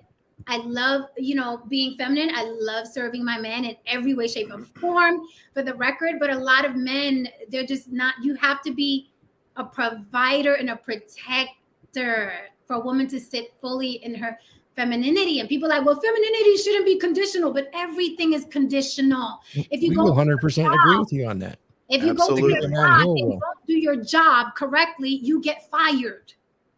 But Yes. it seems like relationships are the only job men want, with putting in very little effort. You have to take Negative, the water and like it. negative, negative. Not I'm from gonna these men challenge you either. on that, Jen. I'm gonna challenge you on that, I'm girl. ready. I got to. Here's the deal. What you got? Western women inherently are definitely not submissive or feminine. They are more masculinized. Okay. They challenge their men. Okay. And I know dudes that have put it together, worked their tails off, became something amazing. Mhm. And the woman just drags them down, down, down, down. Argues about everything, you know, dead bedroom, whatever. And it doesn't matter. He can provision all he wants. He can provide that security. He can provide everything he is supposed to do as a man, including being a high value man, and still end up with, you know, we'll just call him, you know, like a tick. You know, basically she's just stuck to him. And then he's married to her. Right. Okay, he's married, and so now he's leveraged. Okay, do I go to divorce court and lose half of all of my assets that I've worked my butt off to build and create, and versus dealing with a woman from another country that's, okay, I've been burned once by a Western woman. Let me go ahead and hop on a plane and go get somebody that's definitely going to be submissive. It's going to be in shape. You know, her values in place. She doesn't have a body count as deep as the LA morgue. You see? Hey, why you got to talk about my morgue like that, man? Don't be talking about my morgue like that. You know how many lives we have? Listen. My apologies. Why did we have to go there? Okay, I know. It's uncomfortable, but it's a truth. Okay, so the thing is why not? But see, I don't have anything against men fleeing the country for a woman that's going to listen to him. Go. I am all for it, okay? Less traffic here in America. Take your ass over there, but stay over there. Don't bring her back over here, because then she's gonna pit you against other men. I love it. No. She's right. She's gonna spread her kindness. Hypergamous. I don't have a problem with that word. I know the Filipina lady said, "Oh, women don't." I like that word. It is true. Women No, are. but she has a point. She has a point. If you go marry some chick overseas, guess what? It's her culture and the value system that she lives in is why she's that way. So you bring her to America, these toxic bitches out here are going to toxify her and poison your precious little woman. Let me qualify that further. And here's why I say this. In my home, I was raised and conditioned to cater to a man all the time. The faucet, the sinks, everything must shine. The towels have to be folded. Your bra and panties have to match. Men don't want to come home to an ugly beatdown. That's how we're raised. But I live here in America. So then now I'm an adult and I'm meeting a bunch of idiots who don't appreciate that type of woman. So I understand why men, you know, go out and get that type of woman. But a lot of the men here are jacked. They really don't deserve a woman that's subservient. They just don't. Well, They just don't. So I got a question. Here's the thing, though. You know, that is the highest level of respect that you could give your man. And when you run into that man with a dominant masculine presence that can appreciate that, you're more than happy to do it. It makes you feel good and complete and fulfilled. And that does exist, gentlemen. I can tell you that. And it can exist for decades. And it's the highest honor a woman could give you. So men are culpable in this, because you're not, you know, we are not sending the right message to the women neither. There's a whole load of 304s out there that, you know, just are very shallow, and they don't understand that either. Now, as far as I'm concerned, you know, femininity is not conditional. You have it, you nurture it, and when you couple that with dominant masculine presence, it's a beautiful thing. It is not only a beautiful thing, it can help the man and the woman. They're much better together. I mean, I'm gonna give you a little pushback because I'm very feminine, but I curbed it when I was in certain relationships because I was why like, would you do that? all out. I'm not going all out for this person. And then eventually the relationship had to end. I don't mind being, completely feminine with men I feel deserve it. That's why I say it's conditional, because if you're not doing your end of the bargain of the job, then that shuts down. Just like a man who's define a that end of the job. So does that mean that you lost? Hold on, guys. Hold on. She was answering my question. So, if you have that femininity and you can shut it down, I'm not sure exactly what that meant, but I mean, that tells me you lost attraction for him right up front. You lost attraction for that man. Yes. And men are responsible to maintain attraction in the relationship. Here's the thing. I've been married 30 years, but I must maintain my level of attraction for a successful relationship. It's not so much that she loses her femininity. It's just she loses her attraction. So she loses interest in sex. There's all kinds of things that go on when they lose attractiveness to you. If she has a real high level of burning desire, it will take a very long time, but all women are capable of this. In fact, I will say all women are like that if they lose attraction for their men, and it's a man's responsibility to do it. Now, I'm talking in general, not about the extremes, but I don't think femininity is something you could turn on and off. I think your attraction is what you're telling me was off. So you just stopped doing things. You wanted him to not be as interested in you because obviously you knew the relationship was over. Yeah, it's almost like she didn't just lose attraction. She lost attraction because she lost respect in him. So as the respect was declining, that attraction level was declining. So and see, and I've said it before, the most important thing from a woman in a relationship is to be submissive and respectful to her man. And if a woman finds a reason why she cannot be respectful to you, if you're doing something that you're not doing what you're supposed to be doing, then she's going to lose respect over you over time. And when that respect starts to go, that attraction starts to go. Then, you know what, before, she was wearing those matching bra and panties and that lingerie in the bed, right? Because she was attracted to you. But then, you know what, now you start slacking and you start letting yourself go. Guess what? Here comes the big sweatshirt and the t-shirt and the big old sweatpants and the hair curlers in the bed. And then it's like, she's like, hey, shit, if you don't care about yourself, I don't care about it. You see what I'm saying? It's slowly, it goes that way because she loses respect and attraction at the same time. Yeah, but Jen, if you got those faucets sparkly clean, you're going to be in big trouble, girl. That's what I said. This guy in the chat said, I bet her mom was willing to build with a man, but now wants a rich man when she is old. First of all, I guarantee I look better than the last woman you sweated on. Let's be clear. I guarantee I look better than the last woman you sweated on.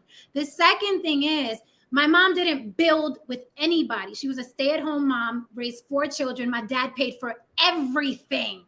So wrong parents, honey, wrong girl. My dad paid for everything, came with nothing, and ended up owning real estate in the Bronx and New York City and in Manhattan. So no, wrong girl. My mom didn't build with him. She raised his children. Okay. And here's the thing. So God always build me. You have to come in with a construction hat and a tool belt for these idiots in 2022. And that's what I want to throw to Phil Foster. Phil, yo. So you're a construction man, right? Yep. Does anybody live in the house while you're building it? It just depends on what kind of construction it is. Like right now, you're building a house from the sticks up. No, right? Not at all. So I could see that mindset, right? Guy has to be established. He has to have his success because he is a success object to her, right? Women are sexual objects. So if women, you don't maintain your sexuality, you don't maintain your sexiness for your man, then you're falling off. Big time. And so here's a question. So here's the way that we could, and here I'm just going to just say this out there. Men need to become men, get more masculine, get more durable mindset, have more testosterone in themselves, right? Level up. But at the same time, women need to embrace their femininity and start rejecting this feminist mentality that's making them masculine. Would everybody agree on the panel? Yes, and I'll go even further than that and piss everybody off. Women do not build men ever. Say again? Women do not build men ever. Thank you. Thank you. Men build men build themselves. Here's the thing, men have Women build betas. Yes, Big that's time. what happens, you know, and you know, the truth of the matter, it's going to piss everybody off, but I'll say it politely. When you're a man and you enter this relationship with a woman that's highly feminine, has arousal and genuine desire for you, you need to think, if you're thinking long-term with this woman, you're going to do something. You're going to do compassionate compliance conditioning with her. You know, I'm not going to go any further than that, but you're going to do that throughout the entire relationship. You're going to condition that. You're going to reinforce the behaviors that she naturally does well for you. And you will discourage the behaviors. And that doesn't be mean. You're not going to be controlling, but you're going to be in control. That's what's very attractive to them in the long term. But yeah, men control versus not build men. You're not control. going to inspire the man to be the man you are. And this is very popular with women right now. Is I'll inspire him to be that man. It doesn't work like that. It never has in history. I'm sorry. We're a team. Hard-headed. We're a team. We're a partnership. I'm sorry. Yeah, no. It's never a partnership. Remember, it's man and wife if you go that far, or man and fiance, or you know, that kind of committed or ceremonial marriage. It's a different sort of dynamic. And I think Jen would agree. She wants that man to be a provider. I would imagine if she ran into that guy, that Jason Momoa, she'd gladly give up her job, you know, and hang with that guy if he was fulfilling all those things, or at least work part-time, right? We'd have to do like the what is it, the Pakistan thing. He'd have to give me a lump sum up front, either gold or money. Well, yeah, well, he'd give that to your family. Dowry is actually an insurance plan. The dowry doesn't go to you. It The goes to dowry him. goes to your family. It goes to your family.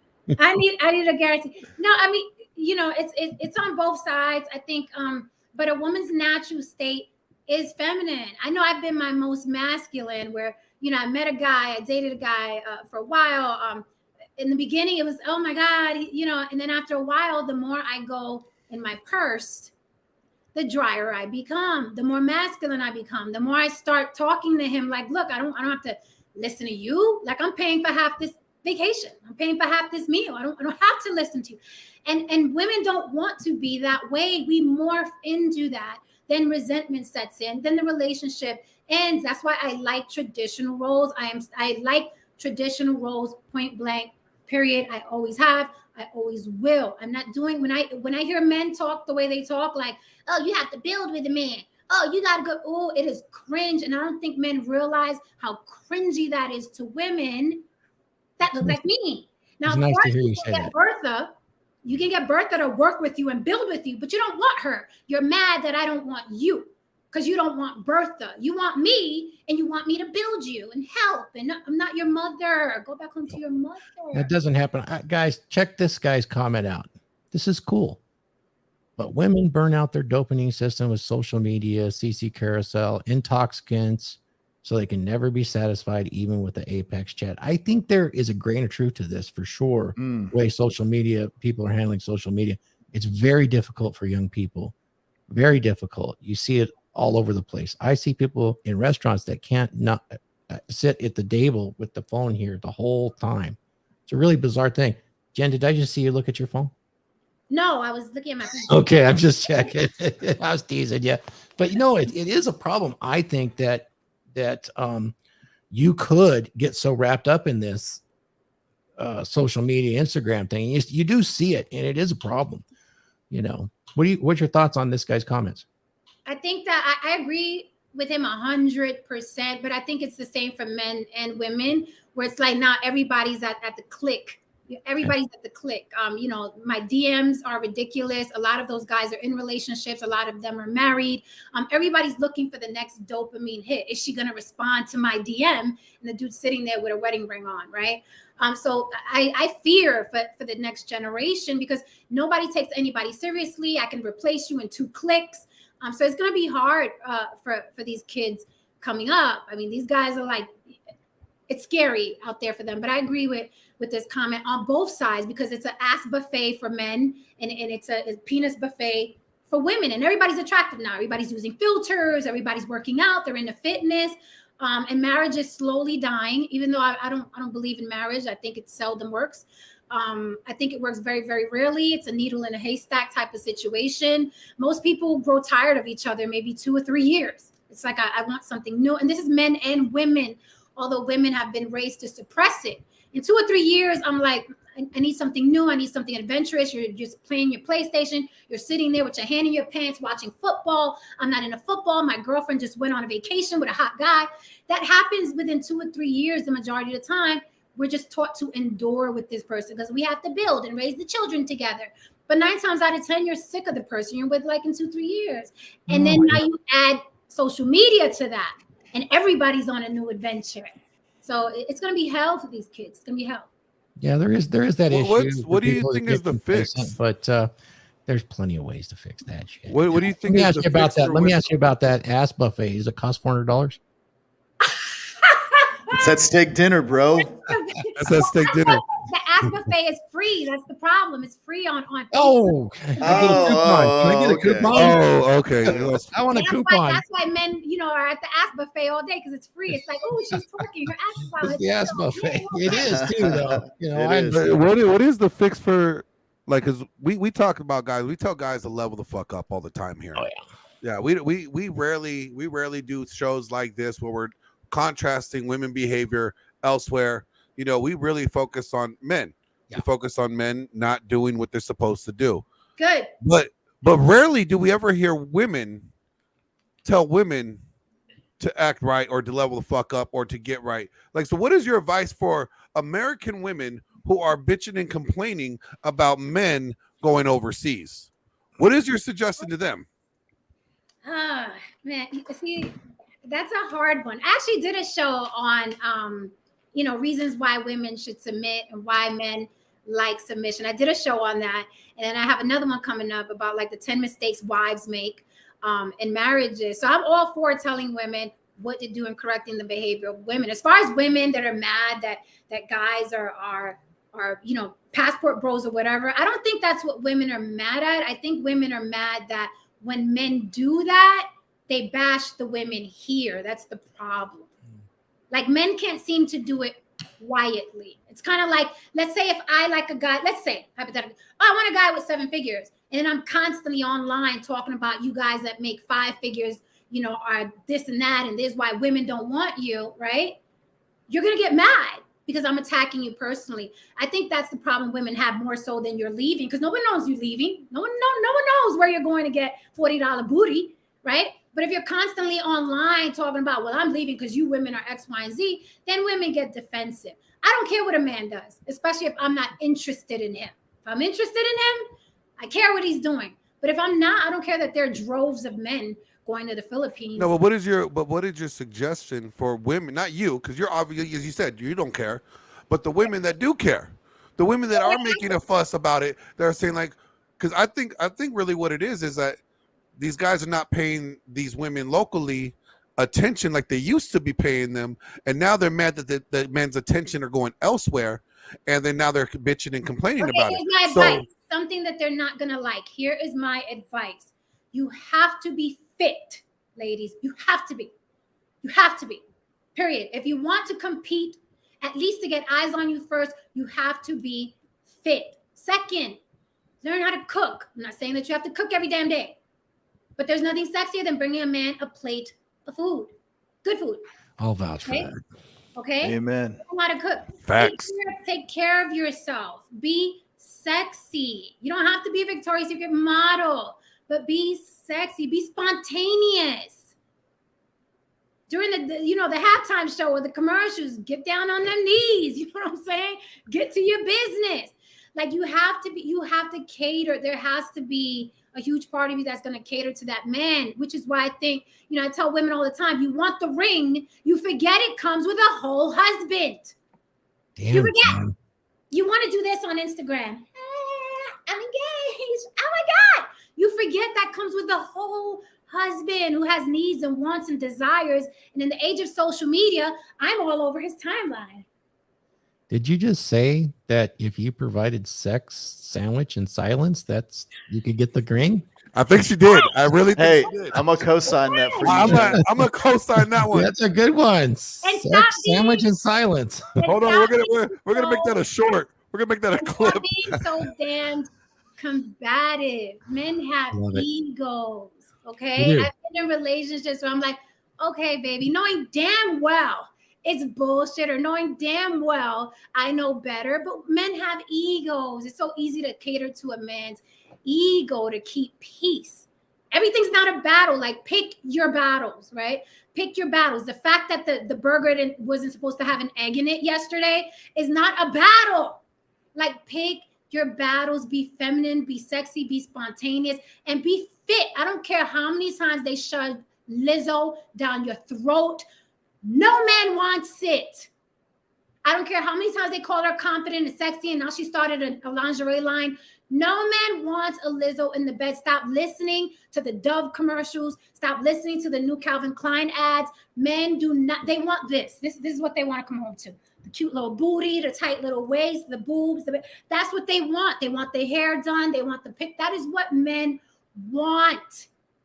Stop falling for the banana and the tip. Stop it. They want feminine, attractive, subservient, catering women. With that said, all of them don't deserve it, but that's what men want generally. Just, I'm speaking generally. I know here. Oh, it's a good message. Yeah. You guys can stick this in any orifice you like, but just generally, that is what men want. Men are innately, that is what they want. That is what they want. So I'm willing to give it to them for that $400 steak. Sex, silence, and silence right there. For $400. Gentlemen, for $400, you can get sex, silence, and a sandwich. There's more. Oh, wait, there's more Oh, during the there's halftime. During the halftime. And I don't know, it's scary because I don't know if women are willing to do that at this day. I don't know if they're willing to do that. Working out is hard, okay? Paying for a trainer is hard. Those are things that I do. Why? Because when I walk in a room, I don't want to have to be desperate for a man or begging or like the ugly friend. It's work. It's work. Same thing I tell the men, put in the work. Don't walk in the room looking like Danny DeVito, mad because the women don't want you and your $20 steak. Walk in there looking like something. No, and so you're saying that women need to put in work? Yeah. Because we've been told, women just get to show up. So you're telling women that there is work that they need to do.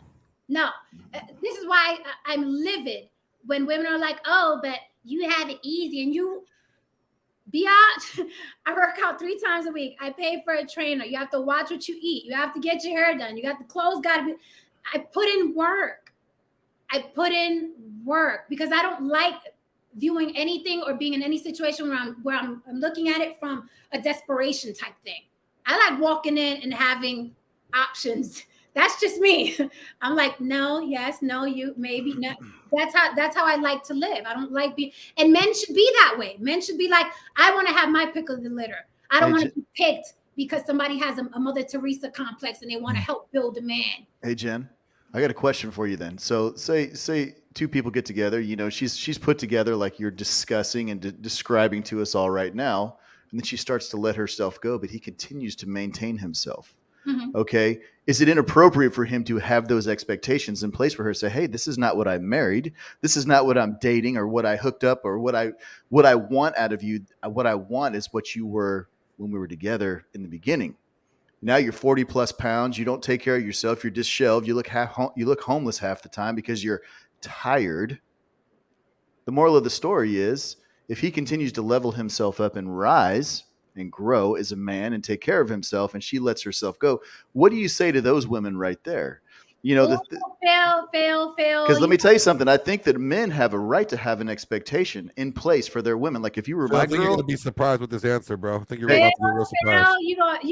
You want people to hate me today. Hey, listen, Jen, because I'm going to tell you something. Like if you were my girl, I would expect you to look like that all the time. Okay. In my presence. I'm going to answer. Glenn knows my answer. Let's go. People hate when I say this, but if the person that you marry does not maintain themselves, you have every right to leave. I don't care if that's that they ended up in a wheelchair. I don't care if that's that one of their limbs got amputated. I don't care if it's because they got fat.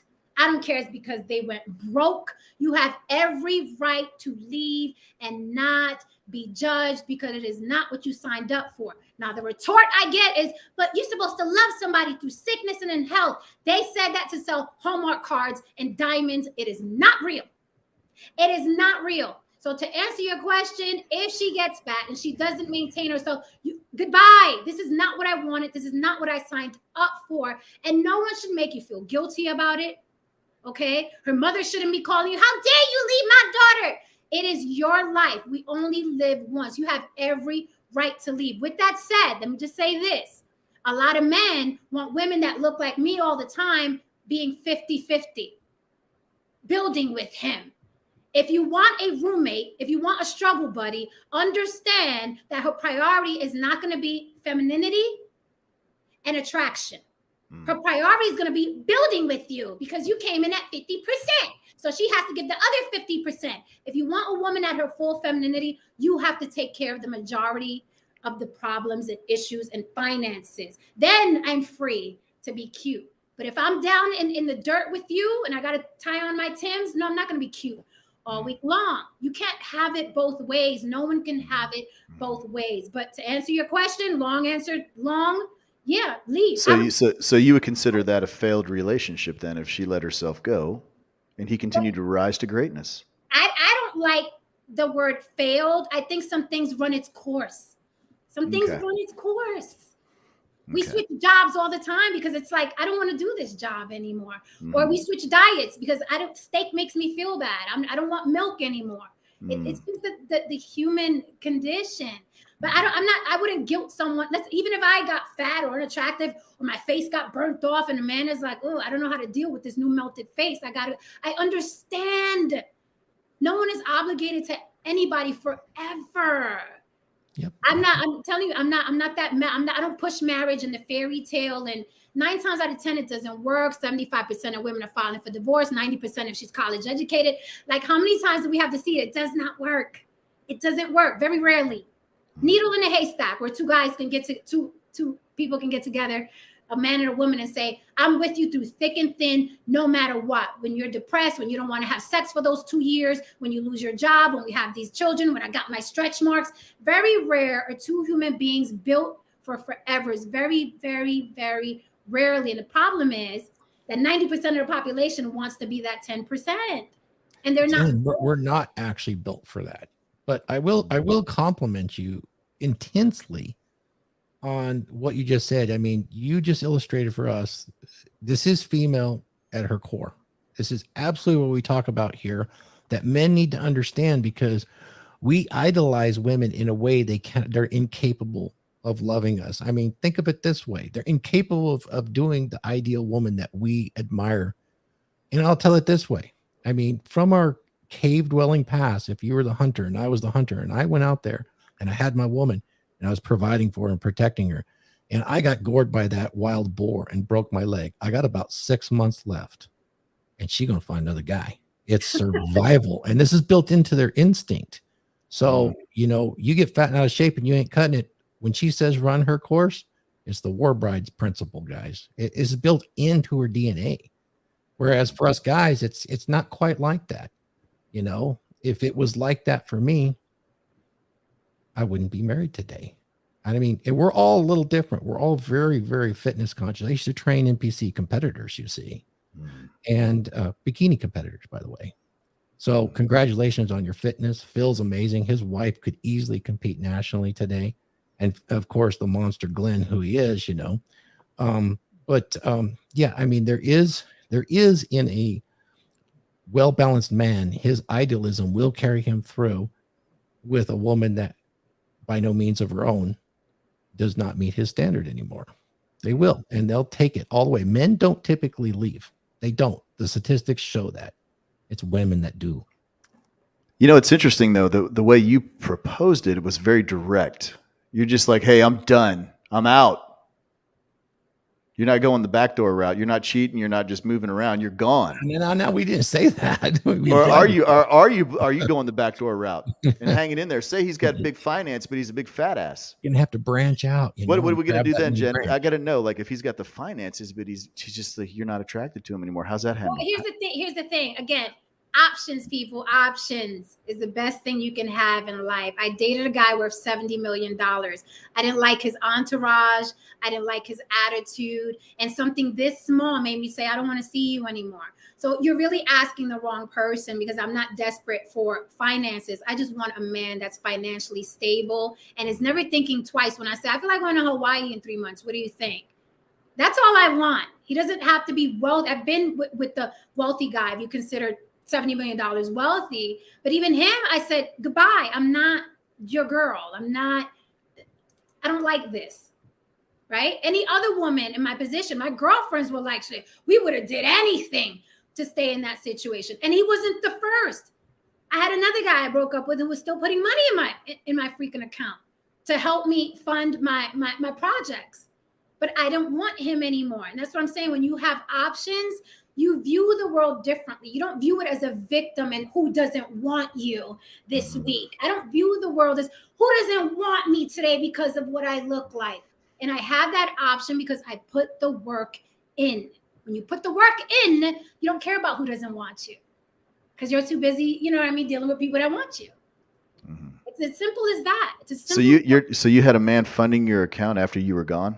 After I broke up with him, he believed in what I was doing so much. I'm an actress and a writer. Oh man, you accepted it, Jen? No, hold on, Jen, hold on. This is good though. How long did that go on for? How long did it go? It went on for a couple months. God, man, that dude simped hard for you, girl. I love you, girl. That's a beautiful monkey branch. Simping ain't easy. Simping ain't easy. He had no children, and he was a lieutenant in the NYPD. So he had the money to burn. He had the money to throw in my account. Jen, you put the sauce on that boy, didn't you, man? You messed that boy up. You gotta put the sauce on him now. Come on. I'm not talking out the side of my neck here. Listen to the rationalization. That's wonderful. Thank you. I find a lot of things that she's saying here, you guys, inspiring. It's pragmatic in the sense of, look, women, she just proved why women are so optimistic in the way they love. If the guy is not leveling up, if he's not maintaining himself, she's going to lose interest and she will leave. It's that simple for her. It's that war brides thing that Thor talking about. Thor or Phil, I love the way you switched it and said, okay, if a woman stops maintaining the shape that she was when I met you, and then you have Jen saying at the same time, ladies, if you're not maintaining what you got when you got with him, he has every right to bounce on you because you're not holding your end of the bargain. It's the same thing. Guys need to maintain their success, dynamic for a woman, and a woman needs to maintain her sexual dynamic to be with the man, to maintain that. But if you don't, if there's a imbalance on either side, then you're going to start seeing people look elsewhere. Then you're going to start seeing shit go the wrong way in the relationship. Like Thor's been doing it for 30 plus years. He's a god amongst men.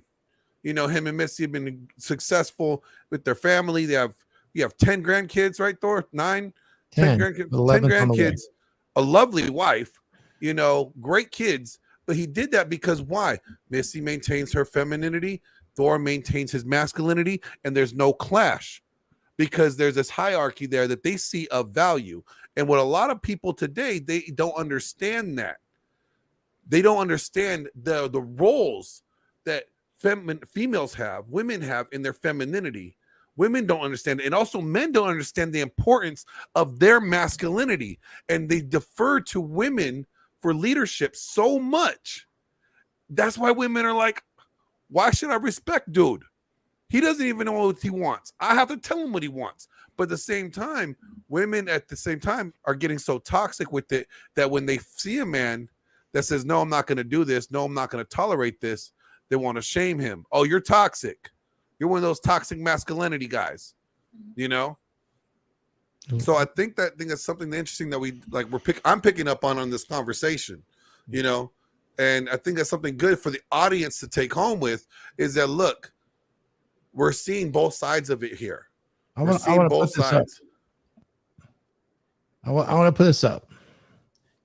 That's very, very true. But she also put up another comment here I want to touch on. Now, that's very out there right now. And I will tell you this. If you're meeting your burden of performance, one of the keys to a very, very long-term happy relationship. When I say happiness comes from within, and you really don't provide it. What you do is you provide all of the elements for it to occur, and part of that long-term relationship is maintaining my attractiveness and my social acuity and ability to be social and attractive to other women besides my wife. She's very proud of that fact that other women would die to be in her position, and it makes her very proud, and it makes her sparkle those faucets for me. And I'll tell you this, and when she makes those burritos for me in the morning and I eat them, I can't go to work because I got to stop what I'm doing because they taste so delicious. She made those things for me. Oh my goodness. And so, there is something to this, what she's saying, though. For you to really be successful in those relationships, it's not a one and done for the women, because when it's a one and done and you grab the brass ring and you get fat and sloppy, 3 years later, what happens, Jen? Are you bored? You tired? And guess what? If you're going to make it for 30 years, you better have some damn mystery. I love that. See, see, some people know how to do relationships and marriage well. 9 times out of 10 people don't. You have to be realistic. Keep your femininity for women. Keep your masculinity for men. Stop getting gassed by the rom-com, men and women, because men think you're supposed to love me no matter what. Women, same thing. You're supposed to love me. I had babies. You're supposed to love me. I had your babies. It doesn't matter. Nobody cares when that hot chick walks in the room that you had 5 of this man's babies.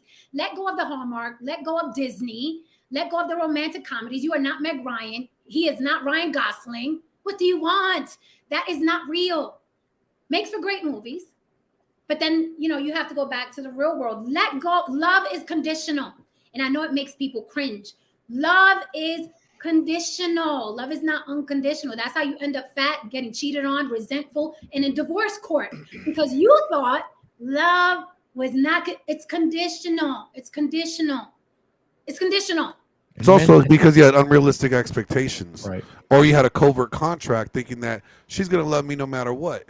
I love that covert contract thing. Everything you told me that is stuck. Yeah, it's like, what is what Rollo's iron rule number 6? We just went over this.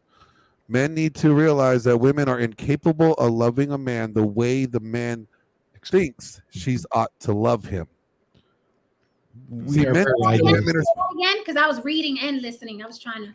Phil, can you quote it? I know you have the thumb tap on your book right now. Can you read it, Phil? What's that, bro? Iron rule number 6. Oh, right here. Yeah. Yeah, I got it right here, man. Hold on. Yeah, I know Phil's ready. He has it ready. Yeah, listen to me flip 2 pages. Phil's gonna read it right. I'll bring it. I got it right here, bro. Oh, you gonna get it? I got it, man. Okay, go ahead. Yeah, number 6 right here says women are fundamentally incapable of loving a man in the way that a man expects to be loved by a woman. Iron rule number 6. Because we love idealistically. That's the whole. That's what Jen was saying. Well, just love me for me. I did all this stuff for you. Love me for me. And no, listen. I had a girlfriend way back in the day, right? She was my best friend at the time. I was in my early 30s. And she let herself go. She had a boyfriend. And the way I saw her behave, and I'm not going to lie, and in man's defense, not that you guys need defending, but women do have the habit of thinking no matter what they look like or where they are in life, you're supposed to love them because they are entitled, right? And I've seen some of my girlfriends say that and do that. And it makes me nervous. I'm like, girl, you don't I literally told my friend, Ronnie, he is out there in the workforce. He's working with women in his office. He's seeing women that are coming and going and doing their thing and are attractive. And he's coming home to you. You're drinking too many Coronas. You got bigger than you were before. You're not, well, it doesn't matter because he knew I was a package. And it would make me nervous just listening to her expecting him to stay and letting herself go. But I've had a couple girlfriends that's like, well, he better. And I'm like, he better. Like, doesn't that make you nervous that your man is out in the world and he's dealing with women that are on his level? And doesn't that make you nervous that someone's not bent over in his office? But women are very entitled. Like, well, we're married and he took I'm like, okay, sis. Okay. All right. Good luck with that. Like it makes me nervous listening to what they say. I'm like, are you kidding me? It's a job. It's a job to look good. It interests me though, because a lot of Western women, especially American women, I'm just generally speaking, they get lazy once they get married. They got the ring, they've secured the bag, and they don't give a fuck. So that's why I said they want the ring, but it comes with a whole husband. That's right. That brings up this point that Mrs. Foster brought. Yeah, she says the competition of other women is good for women. Makes them stay in their lane and work harder to please their man. Now, if we can get the men to think like that, that'd be great. If we can get men to look at other men like, wow, he has that type of car. And wow, he has that type. I need to level up. If we can get men to do that, we'd be better off. Oh.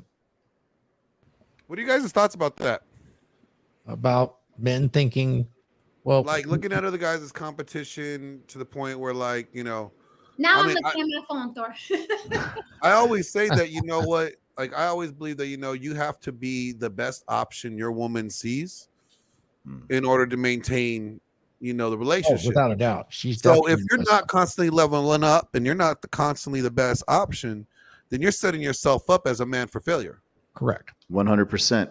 And as far as other men and competing with them, men are always in a competition till the day we die. From the time we're born till the day we die. That's really right. So like when I see Glenn as an actor and I see Thor doing what he's done, that inspires me to want to be better tomorrow than I was today. It's always the level up. It's always trying to angle more. It's always trying to win more. 100%. I am in a competition with these men. These are some great dudes. Me and more for my women. So of course. Right. Yeah. And see, I look at it as like ironing, sharpening iron. I like being in a room with other competitive men. Like if I'm the biggest, then it's normally the case.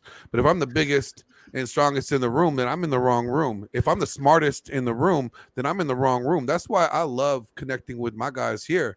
Like, cause although that, Phil can't lift as much as me, but he's competitive as fuck. And he keeps me, I see the shit that he does. And I'm like, man, I'm going to do that shit too. But I'm just going to do it heavier. But I can't because it's hard. So I got to work on it. But then, same thing with Thor. Like, I want the wisdom and stuff that Thor got. And I'm like, man, I'm not as smart as I think I am because Thor's giving me game and dropping bombs on me. And I think that's what guys need to do. Don't look at competition as a negative. Look at it as a tool to make yourself better. And I don't think women could see competition like that, though.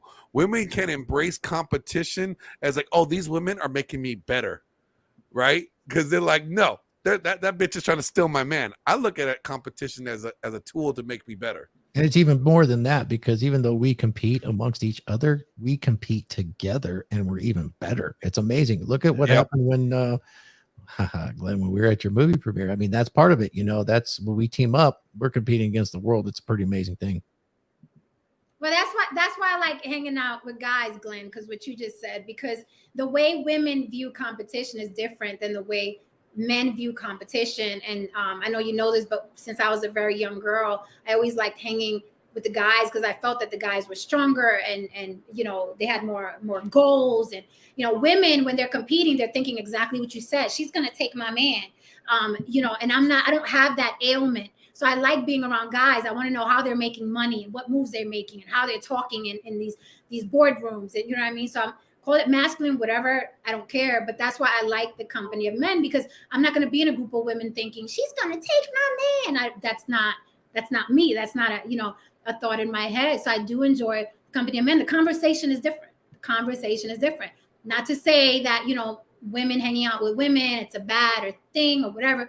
I'm just speaking of my own personal experience. I loved hanging out with my dad. I loved wearing his clothes. I loved, when the guys were, I was like, where'd you get this money? We were little kids. Where'd you get this money? And the boys were telling me, well, if you go to the supermarket and you pack grocery bags, they give you money.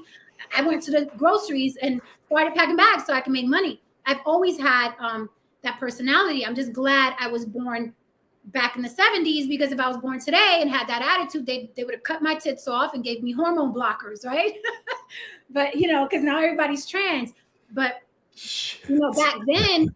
Damn, that's savage. Damn it. That's, I was like, I felt that through the screen, man. Jeez, don't do that. Listen, I was back then, you got to be a tomboy. Today, it's like, you must be trans. I'm like, no, I admired my father very, very much. Everything that he did with his life. I like, I like that energy. I look, effeminate, but I can't hang in a group of women worried about who's taking whose man and she would. I don't want to have those conversations. Yeah. No, that's very interesting. You said about women thinking that competition with women is about losing their man and things like that. We compete each other in a different level as men at our level. The way we do it is we'll compete. And if our woman is taken by another man, we won't be happy, but it's really us guys. I'll speak for us. It's our fault. We look at it as our fault. It's not, that's what I love about hypergamy is it forces me to be better, but she still, if she chooses to go to the next guy, monkey branch out, well, I fucked up, not her. Yeah. Jen, we did a show. We did a show. Hypergamy is your ally. If she wants to do that, I go to the next set of options and just go ahead and exercise them. It's a different mindset, but the girls do. They'll steal each other's husbands. That's for sure. Yeah. We did a show called Hypergamy is Your Ally. So like we tell guys all the time, stop crying about hypergamy. Like stop bitching and moaning about hypergamy. Like women's hypergamy is what it is, but it's your ally. And actually, Thor, you said it best on that show. Would you say it's more of an enemy for women than it is for men? Mm-hmm. Women's hypergamy is more of an enemy for women than it is for men. It's men's ally if men know how to use it right. Well, it is because it is part of her DNA, her makeup. Many will argue it's not, but there's plenty of statistical and empirical proof that it is. I can't tell you. I actually consult with couples on their LTRs, and many times you will have this instance where the woman is bored. She doesn't understand why she loves him, but she loves him like a brother. And then she's in a circumstance where an affair occurs, and she actually doesn't understand why. And when we get down to the nitty gritty of it, I don't know what happened. It just happened. And I believe her. I absolutely believe her because she has lost this attraction, and it's his fault essentially because he didn't maintain his attraction. And it doesn't mean just physically. It means in all aspects that we talk about, which is money, muscles, game, and holding frame, leadership frame in that circumstance. And of course, I always promote being a dominant masculine presence in that relationship and everywhere else. I don't know if you could curse on the show, but Glenn, do you remember that blaxploitation movie? Your bitch chose. You can't. Yeah, your bitch chose. Yeah. Your bitch chose. What do you want me to do about it? Yeah, it's like too many guys get mad about that. Like, I'm gonna kill that guy. I'm gonna kill that guy. Yeah, like what do you? It's your fault, man. You're mad at yourself. Stop bringing your problems to me, okay? There's a bro code not to step and flirt with your buddy's girlfriend, but yeah, that's not what we're talking about, right? No, yeah. But let's bring it back around this whole topic real quick and close it out. So I think it's a consensus that we agree that modern American women have become a little more masculine to the point where you may have guys that are leveled up or good guys or whatever the case may be that just don't want to put up with it. And there's nothing wrong with them leaving, right? Just like women have the preference. The women love that word preference, except fat women, because fat women, we did a whole fat women show and they don't like preferences. But women have preferences, gentlemen. And as Jen pointed out, you have to be able to purchase a $400 steak. Okay. There are women that'll take a cheeseburger. Some women will take a cheeseburger. Some women want a $400 steak. Those are her preferences.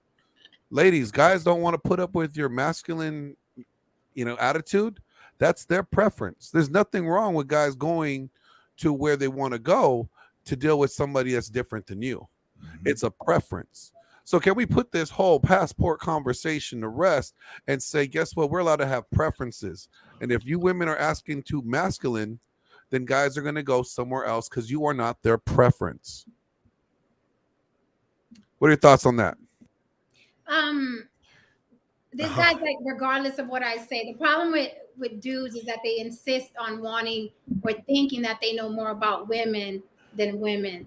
That's a huge issue with men. Doesn't matter what she says. I think you have a penis, sir. Okay. I do not. Okay. So it's like they want to be stubborn no matter what. Going back to the preferences, yes. Although I find it hard to believe that a high value man or any man, let's drop the high value. Okay, he makes $75,000 a year. Okay, he's just regular old guy, right? I find it hard to believe that a man, and again, their business, cannot find a woman in this country to be submissive to him. What is he doing wrong? Because you know how they say Pookie and Ray Ray on the street corners that live on their mama's couch get women to submit. So how is it that you have to leave the country to get a woman to submit when a woman's natural state is femininity, is submission? What is it that you're saying? So it's more than money. It is more than money. It goes back to what Thor was saying. What presence do you have in front of a woman? So let's not chalk this up to, oh, well, I don't have enough money for these women. Oh, these women are too masculine. Because let me tell you who would have never in life, and I bring this up, Glenn, you know a lot, never in life would my father have walked in the room and called any woman masculine, because he knew there was not one vagina in that room that could match what he was, masculine. Not one. So when I see a man say, she's too masculine for me, no, you're too feminine. Because my father would have never out of his mouth called a woman masculine, because he knows masculine belongs to men. And there wasn't one woman alive in his presence that matched his masculinity. So ask yourself, what presence are you giving off? Are you giving off the help me, build with me? I need the 50-50. Or what presence are you giving off? What aura are you giving off? Because Pookie and Ray Ray do it with no money. Straight out of jail. Then just men need to be more masculine, is what you're saying. They can do that in this country. Yes. Yep. Jump on the back of my Harley. We're going. Yeah, but Jen, I got to circle on that though, real quick before we all part ways. You know, so you're telling me that if a dude is just completely masculine and handling his business, and he's got a woman that just can't get in line, you know, and she's challenging him at every turn, and he's not looking for 50-50. He's handling his business. What do you call that then? If she acts like a man, but she's not masculine? I understand back in the day with your dad.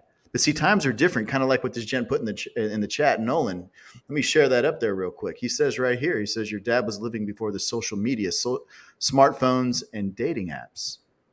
You don't think that women have become masculinized. They may be feminine in nature, but even the most masculine dude cannot correct or lead many, many women in the Western society because of their masculine tendencies.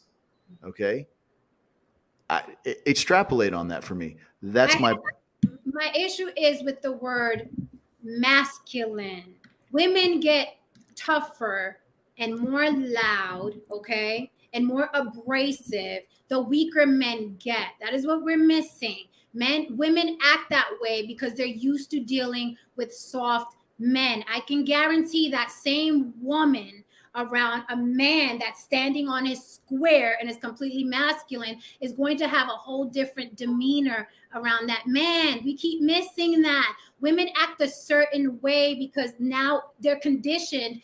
The guy is soft. He wants to build with me. He needs me to go 50-50. So everybody's morphing into another human being. The men are getting softer and the women are getting stronger. Why? Because now I've got to pay for half this vacation. Okay, now I have to pay for half the rent. And so you meant the child care. But you made a valid point there, conditioned. So let me say this, and then most Western women have been conditioned by the weak men over and over and over. And by the time they come along a masculine dude, they don't know how to deal with him. Oh, he's controlling. Maybe, I don't know. Maybe. Oh, no. But you're the one female. You're the female perspective in the room tonight. You know, right, that's why I'm asking you. But I have a very different perspective from the majority of women, though. Mm-hmm. That's the issue. A lot of women are like, well, I don't care. I'm not like that. I'm very good with being completely happy in my femininity if I'm around a certain type of man. But you damn right, if I'm around a guy that I'm always going 50-50 with or helping with the bills, I'm a different woman in that home. Yeah, I get that. So what I'm saying, my point is you think Western women have been conditioned by weak men over and over, failed relationship after failed relationship after failed relationship. Boom, they hit the lottery. They got a guy that's squared away. He's got masculine frame. He's dominant. He's handling his business. All the bills are paid. Luxury lifestyle, and she still can't shut up. Then you know what she's called? Next. So no, that's what I was looking for. Yeah, Jen. But here's something interesting. Drag it out of her. Here's Don Levon. Don Levon said, even if guys became more masculine, will not teach women how to cook or get off IG and stop being meaty and makeup and her pH bounce better. And that's interesting because and that's exactly what Phil was saying. Why should I they? could be the most masculine guy in the game, but if this woman is so conditioned with dealing with certain men and they're constantly clashing, you're right, she's next. And then guess what? It's going to take that woman getting next multiple times before she realizes she needs to fall back. And that's where I'm saying. No, I think that's cap. Stop the cap. I think there's a lot of men who She said cap. Stop the cap. There are a lot of men who are not 100% in their masculine or can be sole providers saying these statements. And I'm not talking about Don Levon specifically. I'm saying in general, there's a lot of men saying what women won't do, but have you been that man? Have you showed up? Okay, because Don, a minute ago, you said that the first date is water, the second date is McDonald's or Taco Bell. No. He said the first date was a phone call. The second date was Taco Bell. Get it right. Don't be misquoting Don Levon now. Okay, the second date was Taco Bell. So it's like, I just find it hard to believe that a man is all those things you said, and this woman is just going to continue being a tyrant of a man that she is. I find that very hard to believe, only because it is innate for us to be feminine and soft and submissive. That's our core. Forget what we were conditioned to do, and we have to be these stronger women. When a man walks in the room and he's like, baby, I will change it's like people say it in songs. I will change your situation. I'm taking care of the bills, blah, blah, blah. All you have to do is be fine for me, cook, clean. I will be home at night. Everything's going to be taken care of. What woman is still going to fight that man? She'd have to be insane, clinically insane. So how about this then? So instead of conditioned by weak men, women in the West are damaged by weak men. A lot of them are. That's facts. A lot of them are. They're broken. Yeah, that's why a lot of times I'll say it's definitely men's fault. And I'll accept that responsibility. That's no 100%. Facts all day. I want to ask Jen point blank here. Let's just reframe this because I think this will be fun because I actually think she'll have a good answer. Let's talk about just the Philippines and the passports to go there. Wouldn't you agree, though, that whether you're a high value man at the top or a lowest value man, men have a very different mating strategy than women? Mm-hmm. It doesn't matter if the woman is destitute or if the woman is extremely wealthy. He will have a preference for women. And the woman that exhibits the most femininity, regardless of her socioeconomic status, will acquire the men of any social status. So if a man wants to go to the Philippines because he is seeing her as much more feminine than women in the West, would you hold that against the man to do that? He's going where no, to I wouldn't, because absolutely not. I wouldn't, because if you have the means, right, to do something and do it at a faster pace with the least amount of pushback, why not do that? If I want to be treated a certain way, I want to go out, I'll show up at a certain restaurant, because I don't want to wait online over here. I hate waiting online. So I know if I go over here, it's going to be carte blanche. They're going to treat me a certain way. Long as I have the means of that over here, why would I keep going over there? So I don't hold that against them. The only issue I have is that the men don't go quietly.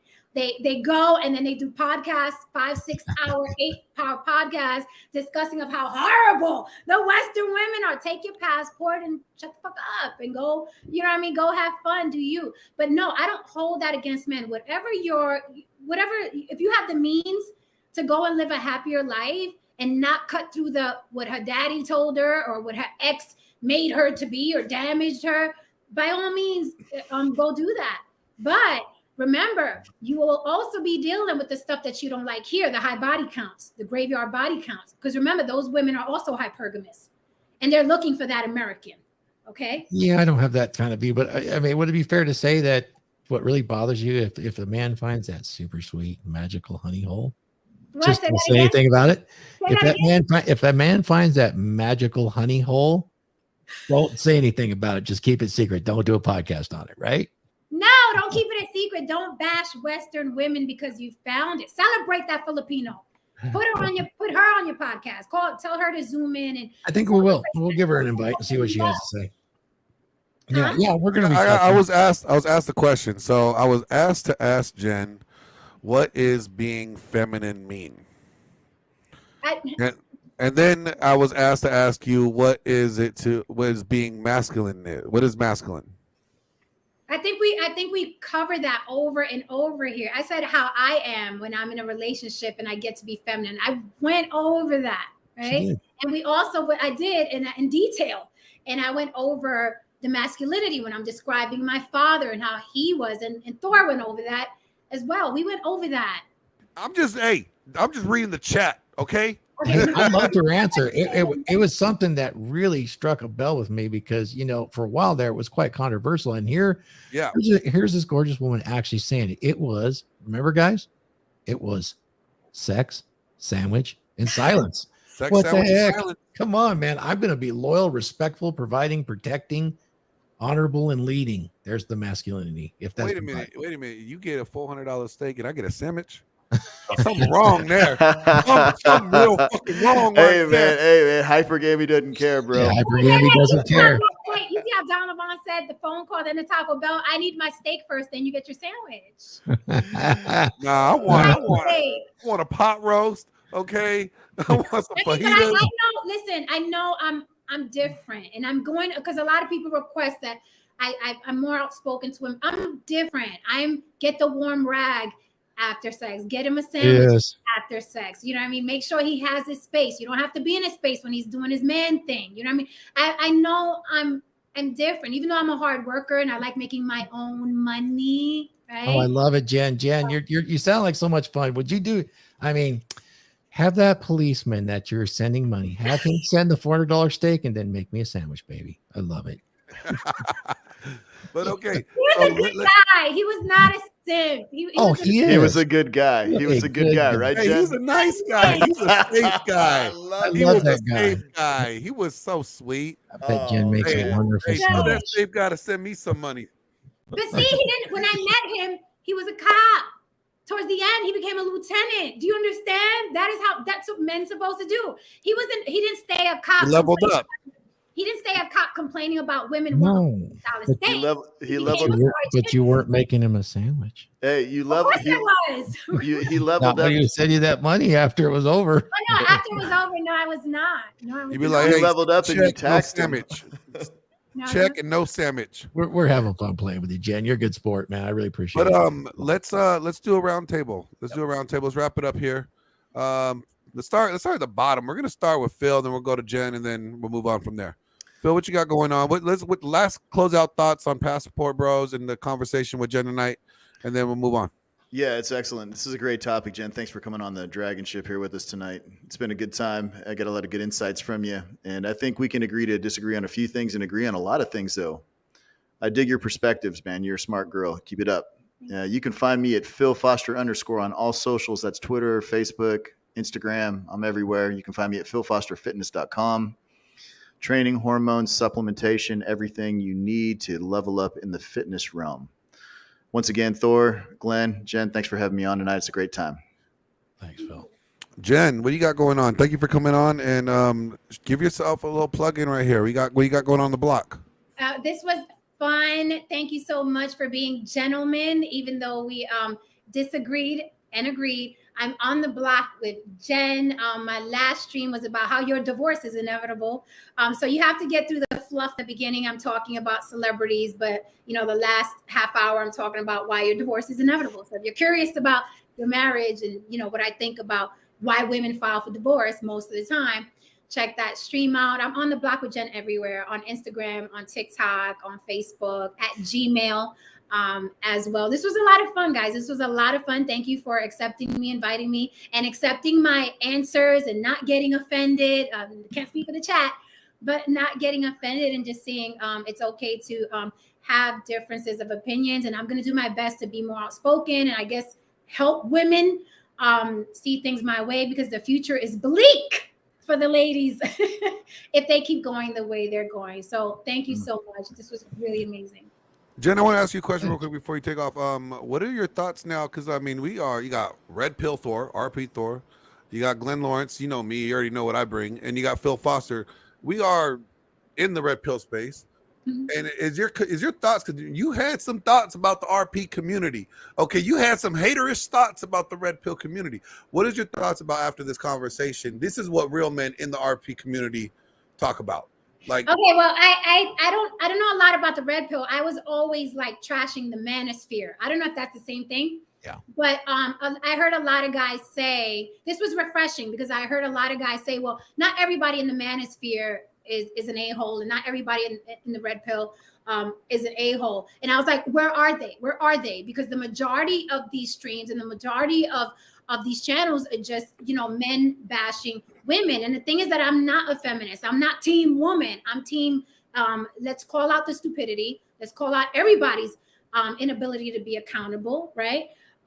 So this was refreshing. I'm glad that I was able to converse with some gentlemen that disagree with me, and I didn't have to be, you know, a bitch on wheels because of it. So, you know, it was nice to be in this space because it's rare. Like all the men that usually come at me in the chat and in my DMs, oh, you bitch, I hate you. You said I have to pay for your steak. So this was nice. This was nice. No. You know what? I want to thank you. I appreciate that insight because for guys like us, I'll just tell you a little bit about the DragonShip. The DragonShip's going to expand. It's just not going to be the DragonShip show, but I also have a men's community. That's Thor's DragonShip, which is a monthly membership for men. But you know, one of the things I stress for the guys on the DragonShip is we don't want to bash women ever. We don't. In fact, all of us have a very deep love for women. We think we're better with women than apart from women. And one of the problems we have in this space is when you do bash women, you get views. You get views, and when you do hit pieces on people, you get views. And once you go down that path, you can't stop because the money comes in, you get more and more, and you have to be more sensational, more shocking. You have to do all those sort of things. And you know, sure, if I wanted to go fast, I'd do that. But we want to go far. That's why we're doing this together as a group of men that have value that we can offer. And I'll say this to the chat about you. You should thank her because she gave you some real world information of how women are built and how women are think today in the modern world here in the West. And that's extremely valuable information that you can take to become more attractive. And you can actually work within the confines of the U.S. I will say this, though. I mean, as a man, you know, femininity is highly attractive to me. So I will go wherever that's easiest to acquire for myself. And that's why if it's a passport, that's where I'm going. I would do it, you know. And I mean, who's to say I haven't? But anyway, it's another story. I am happily married, though. So with that being said, fellas, for you guys in the chat, you know, you can take what she said and be all butthurt about it, but take it as a token of knowledge. I mean, we have talked about things like this before, and this just only, she supported a lot of the things that we said. We had disagreements, but that shows a difference. And this is a perfect example on how you guys should be able to have conversations with people that have different opinions than you. Okay, without yelling that, you know, oh, she's a feminist and all women ain't shit. Like, this is a great example of how to have a good conversation, because this builds bridges and this builds understanding and it gives you guys wisdom. So take the wisdom that you guys got from this tonight. Thor, you got anything to say? Or you want to close it out? No, you sure. I'll close it out. Be sure. And, you know, that is the mystery in life. It's the wonder in life. We should not agree on everything. We should have that conversation. That's the spice, you know. Polarity is super important in relationships. Just remember that. Polarity is what really does well there. And that's the polarity between masculine and feminine. But come and see me over here on the becomedurable.com. Over there, you can find my lecture series. I will give lectures on there that you can purchase. And my most popular one is creating a dominant masculine presence. So go check that out. I think you will find those 2 hours extremely well spent. I mean, Glenn, you just went through that. Yeah, that was a great course. I watched I'm still 1.5 views. I already finished the first one. I'm already halfway through the second one. I'm still working on this audition I got to get done by tomorrow, but I will finish that one. And I can't wait to redo it with you. As we were talking, we're going to redo that. It's going to be epic. One of these days I'll finish the book. Thor, the thing you're speaking on, is that a book or like a seminar? No, I give actually a lecture series called Mastery of Oneself for Men. And it's a series of 5 lectures. Each one's between 1.5 hours and 2 hours long. But the first two, which is create a dominant masculine presence, I am writing a book, and I have the headers and I have most of the chapters outlined anyway and ready to go. It's based on doing that, creating it on the outside and then creating on the inside with emotional durability for men. That's really important. But, you don't have to worry about tax bracket if you can learn that. right. We'll go. Jen, Look at that smile. Thank you, dear. Hey, Jen, you know what? When you get all those haters, just send them out of our channel. And we'll set these haters straight. We'll get these men acting right. Being men over here. Man, it's better to swim downstream and occasionally get off. So, yep. I mean, go with the flow, guys. So, That's fucking savage. Yep. Hey, come on.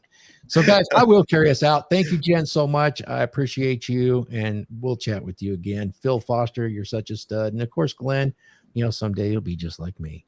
Skull, guys.